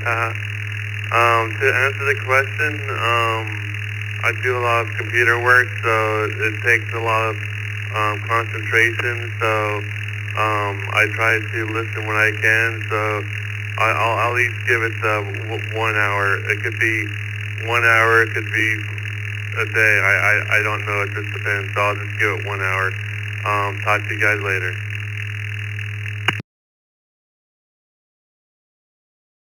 Alrighty, Joe. Thanks for joining us, and I'll see you bright and early in the morning. Next up, K4GDS, Gil in Orlando, Florida. Good evening. Good evening, Scott. On the days I go to office, it's probably an hour and a half of commute time, another hour and a half in the evening. When I work from home, I monitor a lot more than that, so call it an average of 4 hours. K4GDS, back to that.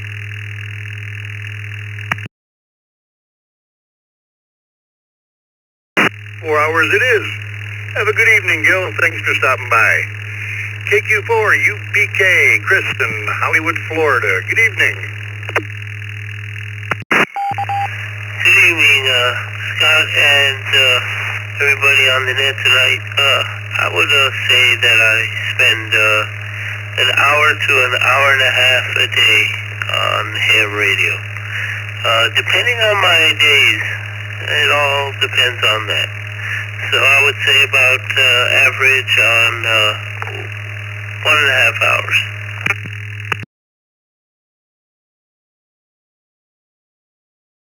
Sounds good. Have a good evening, Chris. Next up, W4FWN, Dan in Sanford, Florida. Good evening, Dan.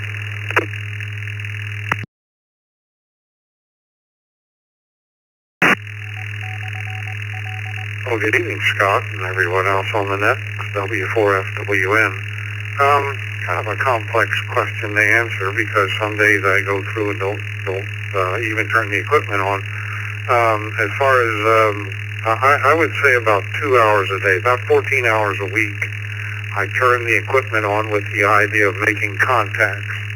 My actual transmit time, probably a half an hour a day, but I listen a lot more than I do. So, but as far as me to turn the equipment on and looking for a contact, probably average 2 hours a day.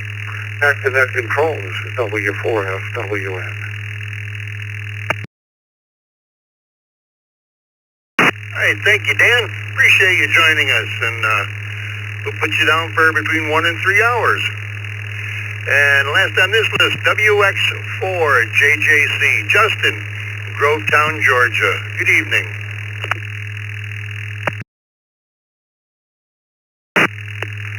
Yeah, good evening, Net Control. To answer your question, I've talk time I probably spend 1 to 2 hours a day, but you figure programming time, since I do a lot of radio programming, I probably spend about, in a given week, probably about 24 hours total in the hobby between programming and talk time.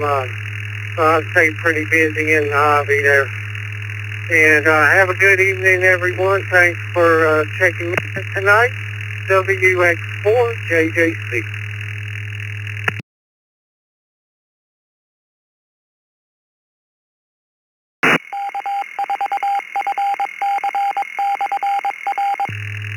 All right, Justin, enjoy the rest of the evening, and thanks for checking in tonight. Alrighty, folks, this is W2BLT. Let's move on to the 5s. If you have a 5 in your call sign, please come with your call sign twice. Kilowatt 5, Hotel Lima Hotel, K58.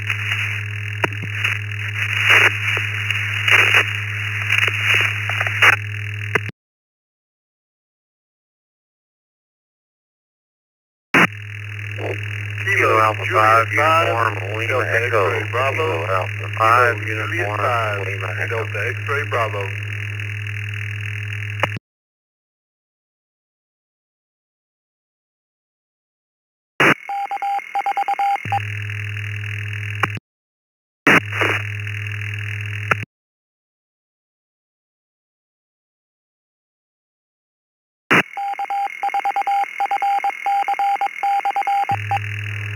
Well, I recognize K5HLH, Harry, KA5, ULE, Ralph, and KJ5 at DXB, Frank.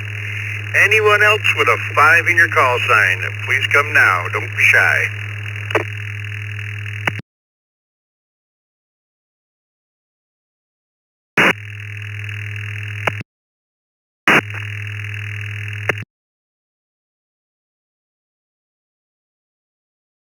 So, Juliet 5, Juliet November, Juliet KJ5, JNJ.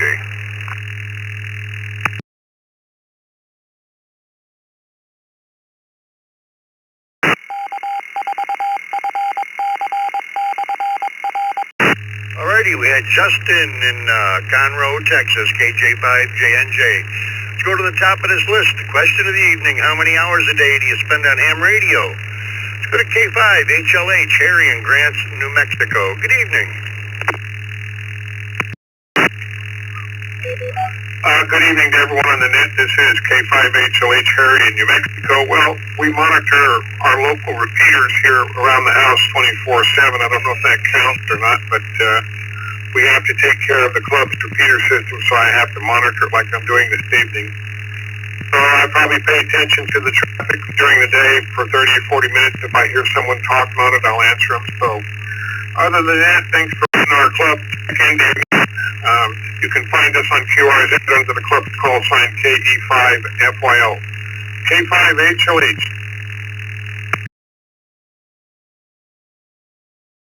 Well, thank you, Harry. Appreciate you joining us. And just want to let you know that mic's awful hot. You might want to check it out. Have a good evening. KA5, ULE, Ralph in San Angelo, Texas. Good evening.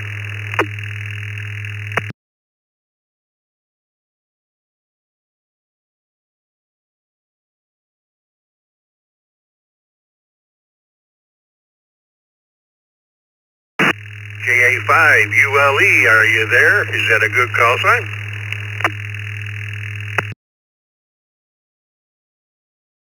Just wanted to check in. I usually spend between maybe an hour, maybe 2. I listen an awful lot. And I'm all over the place, all different groups and stuff like that. So I'm up to about 2 hours a day, but not every day. So back to net, KA5 ULE.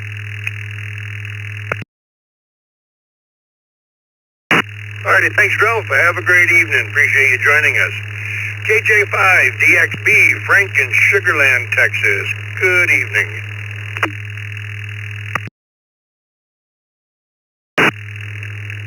KJ5 DXB, good evening, Scott, Vicky, and everybody. I'd say I average about 1 to 2 hours a day. Thanks for the evening check-in. Everybody have a good evening. KJ5 DXB, back to you, sir.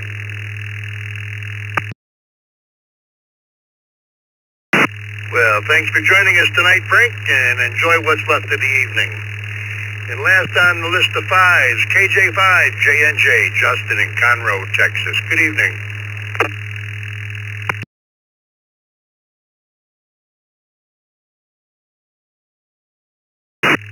KJ5 JNJ, thank you very much for taking me and doing the net. And yeah, I was thinking about it. I mean, I monitor a lot too. You know, if I counted the hours I monitor, it'd probably be quite a few. But when I'm actually engaged and ready to answer, or I am talking, it's probably a good 2 to 3 hours a day. So thank you very much once again. Hope everybody's doing well out there. God bless. And this is KJ5JNJ, Justin out of Conroe.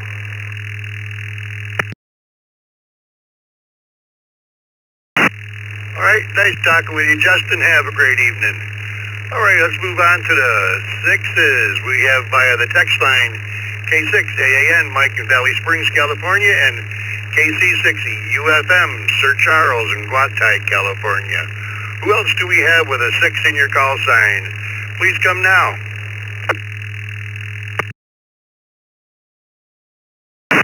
Kilo Foxtrot 6 Hotel Delta Juliet KF6 HDJ.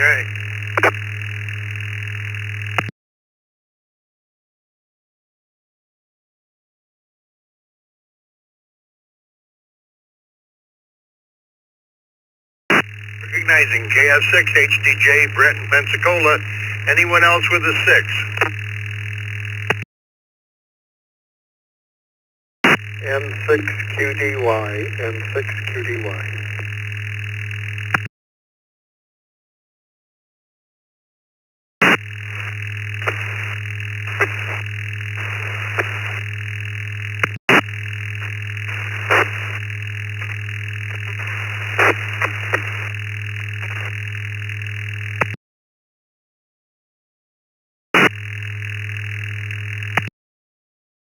Hi, David.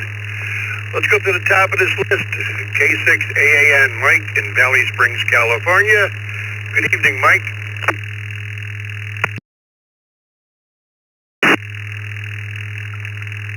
Hey, good evening, Bill, and everybody on the net. Oh, for myself, I'd say a solid 4 hours a day on nets, plus monitoring a repeater from the time I get up to the time I go to bed, and pick up a couple QSOs there. So let's say 5 hours a day. That's about right. Anyway, y'all have a good evening there. What's left of it? Back to net control. This is K6AAN.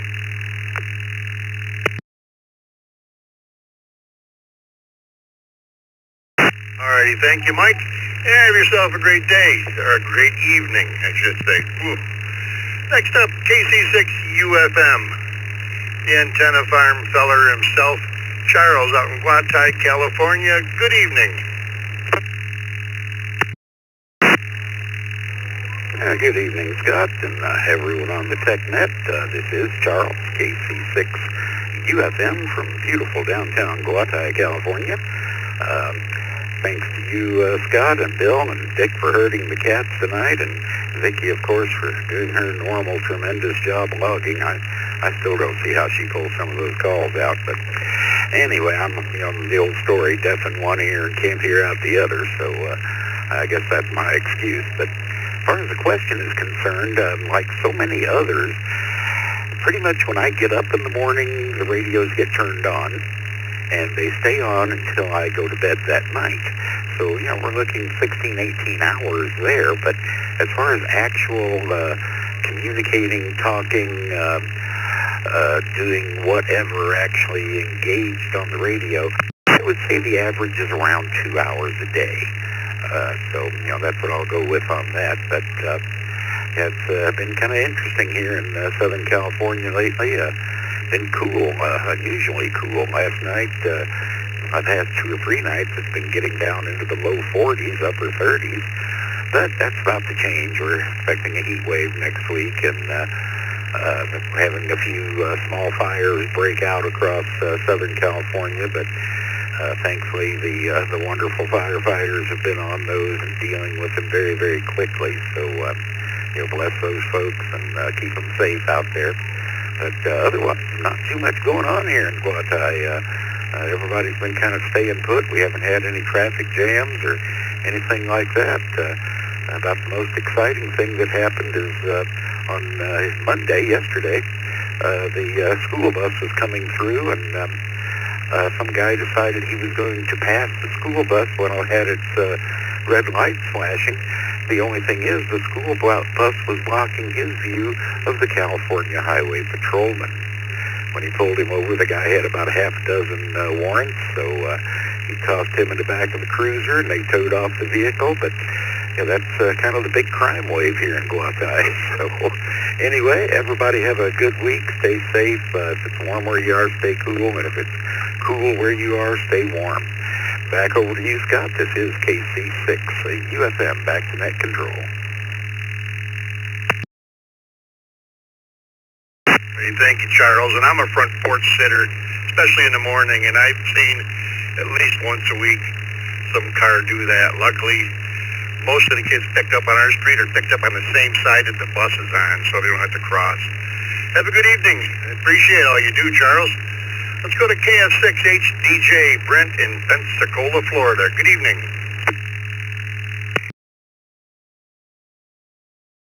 Well, good evening, everybody on the TechNet. I'd have to say about an hour a day.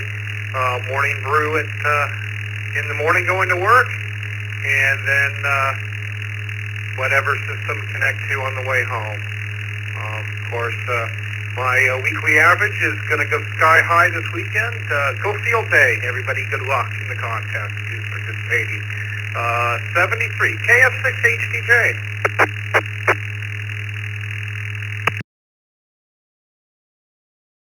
Thanks, Brent, and that's a wise choice in the morning. N6 QDY, David in Sacramento, California. Good evening. Good evening, Scott, Vicky on the log, everybody in the Zoom room, and everybody on the TechNet. Yeah, I'd have to say probably, and this is including the nets, I'd probably have to say about a half hour a day that I'm on the air. I think I spend more time in the Zoom room and than on the air, so I enjoy that part of it too. But anyways, yeah, I'd say about a half hour a day. Hey, thanks for doing what you're doing, Scott. Thank you guys. Have a great evening. 7-3. Back to net, N6QDY.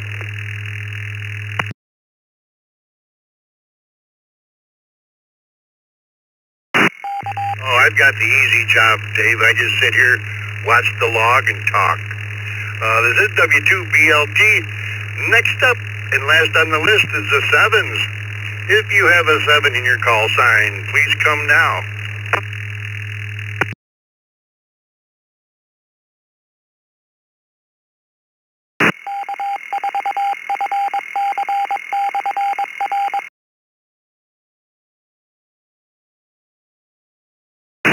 Oh, everybody sleeping? Do we have any 7s out there tonight?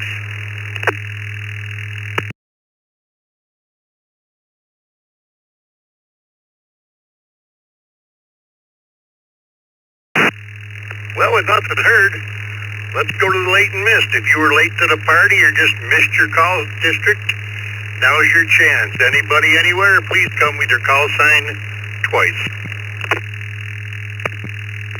Kilo Quebec 4, Romeo Whiskey November, Huntsville, Alabama. Kilo Quebec 4, Romeo Whiskey November, Huntsville, Alabama. 2 Alpha Papa, Cape 2AP.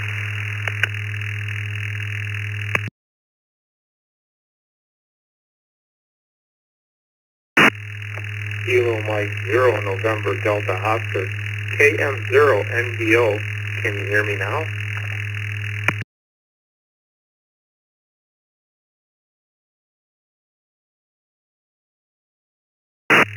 Alrighty, let's hold it up there. Yeah, I got you real good, Ray. Haven't talked to you for a while. We'll get to you shortly here.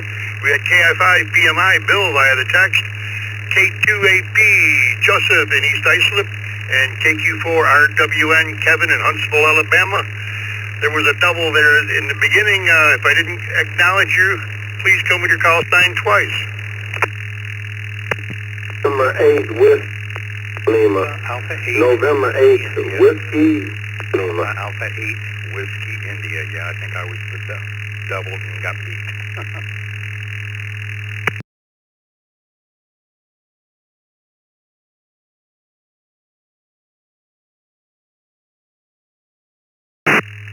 N8FXU, Todd. N8FXU.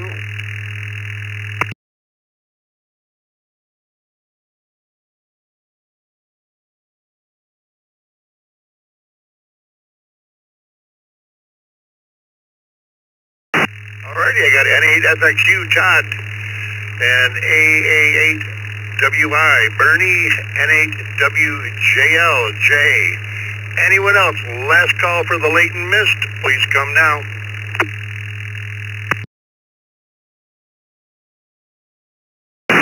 Kilo India 5, Lima Papa Zulu, KI5 LPZ.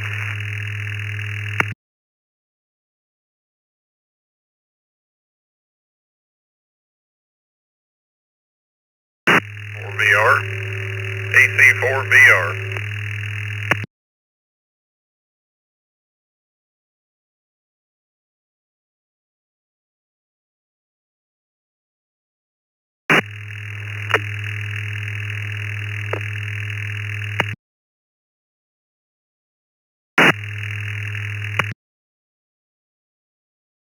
Alrighty, we'll hold it up there. Recognizing N8FXU Todd, we had KI5, LPZ, Kyo, and Albuquerque. Looks like you're new to the system. And that last station sounded like KC4 Victor Romeo. Is that a good call sign?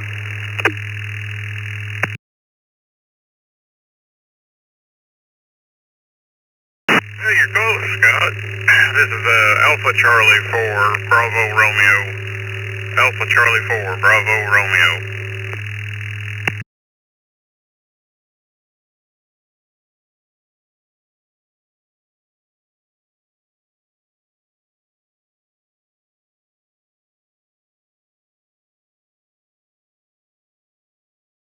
Oh, Brian. You know, I think I screwed your call sign up last week, but we got you and we'll get to you shortly.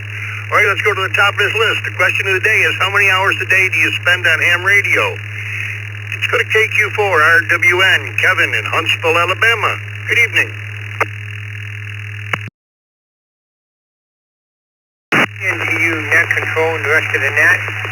That's a very interesting question because I just got my general license in last August at the Huntsville Ham Fest, and I got my technician like in May before that. So between May and August, I bought an Icon 7300 so I could play with it and listen with it and everything until I got my general license. Well, I live in an open floor plan in the house that I live in. So you come in the main door and about 30 feet back is two windows that go to the patio, which I set up my two radios, the 2-meter radio on one side, my Icon on the other. And it happens to be our living room with that 55-inch TV is right there. The couch is across from it. So when I come home, I come right here. The wife's watching TV on the phone. I'm watching TV. I'm pretty much sitting here listening to the nets and playing on radio. So I would say at least 5 hours, probably a day.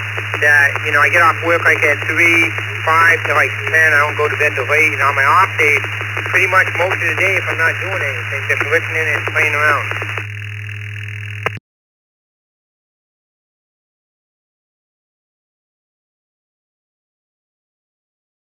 All right, sounds good, Kevin. Thanks for joining us. You have yourself a great evening.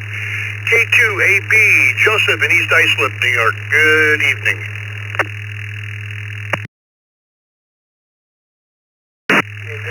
KQAT. Well, I would say that I spend about 2 hours on ham radio every day, but it depends. I'm doing different things. Like I'll spend a lot of time on FT8. I'll also be doing something else at the same time. So I don't know if that counts, but and then I'll be on local nets outside. Like right now, I'm out in the backyard. It's a good opportunity to be portable. So I would say, I average about 2 hours a day. Of course, this weekend will be a lot more than field day. So that's about it over here. Thanks for asking. This is K2AT, back to net.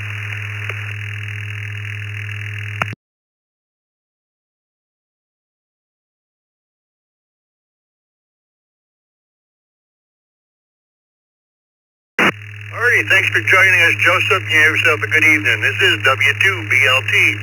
Next up, KI5 PMI, Bill in Hobbs, New Mexico. Good evening, Bill.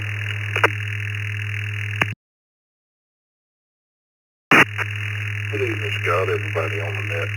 I do about an hour a day typically, brew in the morning, and sometimes I'll catch some time during the day if I can. And then on Tuesday night, I get an extra couple hours with the TechNet, so that's my time. Hope everybody has a good night. KI5 PMI. Back to net.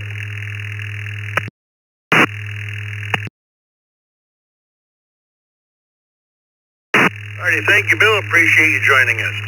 Next up, a KM0NDO, Ray, our favorite brewmeister, up in Ellenville, Wisconsin. Good evening.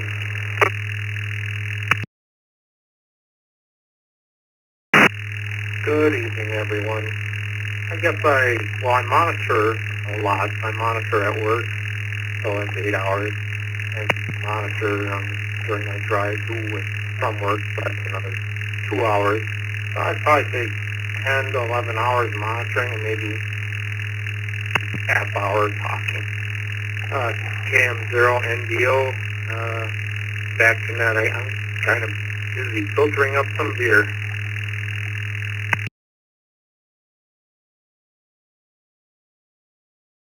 Alrighty, Ray. Sounds good. Don't be a stranger, bud. Appreciate you joining us tonight. N8WJL, Jay in Detroit, Michigan. Good evening. Good evening. Good evening to you. This is November 8th. We just landed.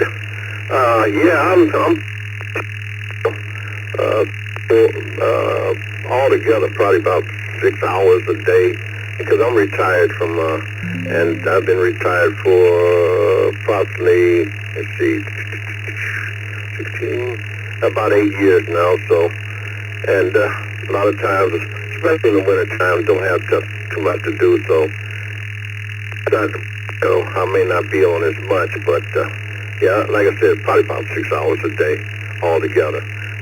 November 8th, just leaving. Back to you.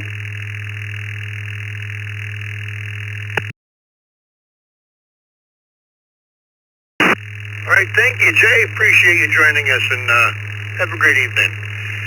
Alpha 8 WI, Bernie in Fort Smith, Ohio. Good morning. Good evening.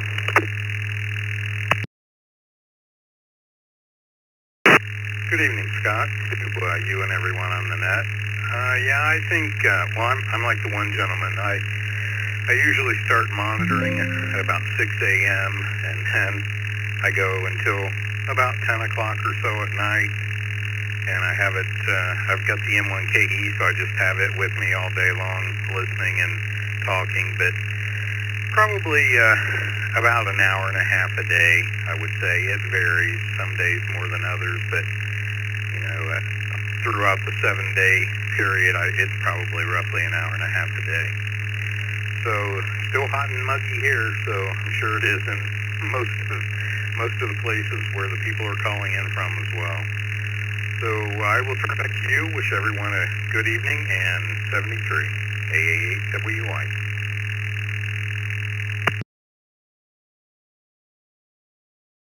All right, thanks, Bernie. Appreciate you joining us tonight. Next up, N8FXU, Todd in Columbus, Ohio. Good evening.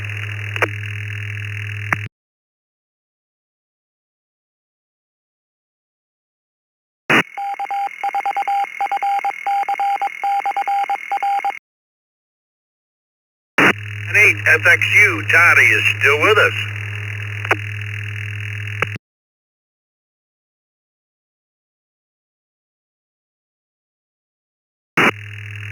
Thank you very much. This is my first time checking into this net. I'm a very casual operator, maybe a couple hours a week. I'm coming into the net from the DMR TI-7WKZ gateway. Mostly kind of curious how I sound. Like I said, very casual operator.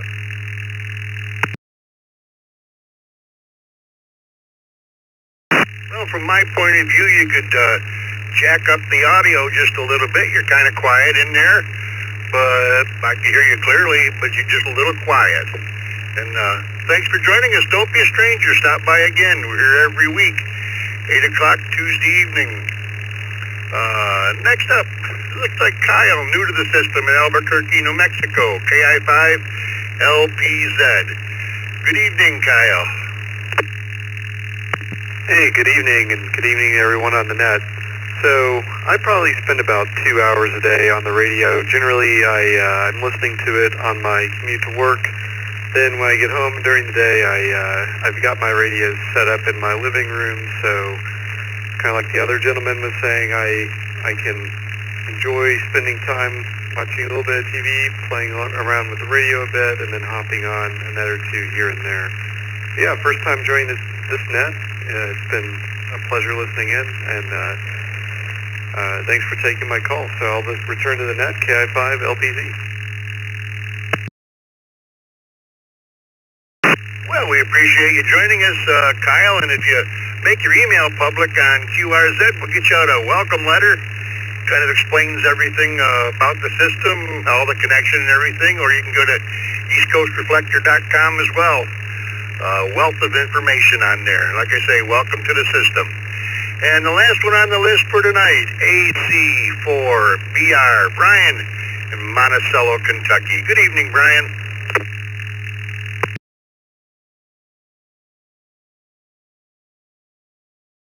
Good evening, Scott, Dickie, and everybody else on the net. Guess I'm bringing up the rear tonight. Apologies on the call sign. That probably doesn't help coming through a hillbilly accent. So, but yeah, I spent probably, I'd say 2 to 3 hours. I'll say 3, just because I spend quite a bit of time listening, not transmitting too much. I like listening in, just hear what people's going on with their days and so forth. So, but yeah, hoping to increase that sometime when I can get a little better setup at home. But I got a long commute, well, it's not really that long, 30 miles, but anyway, so that gives me a little bit of time to catch up on some things and then listen while I'm eating a bite of supper or something. Anyway, I'll turn it back to you, Scott, to wrap it up. This is AC4BR. Y'all have a good evening.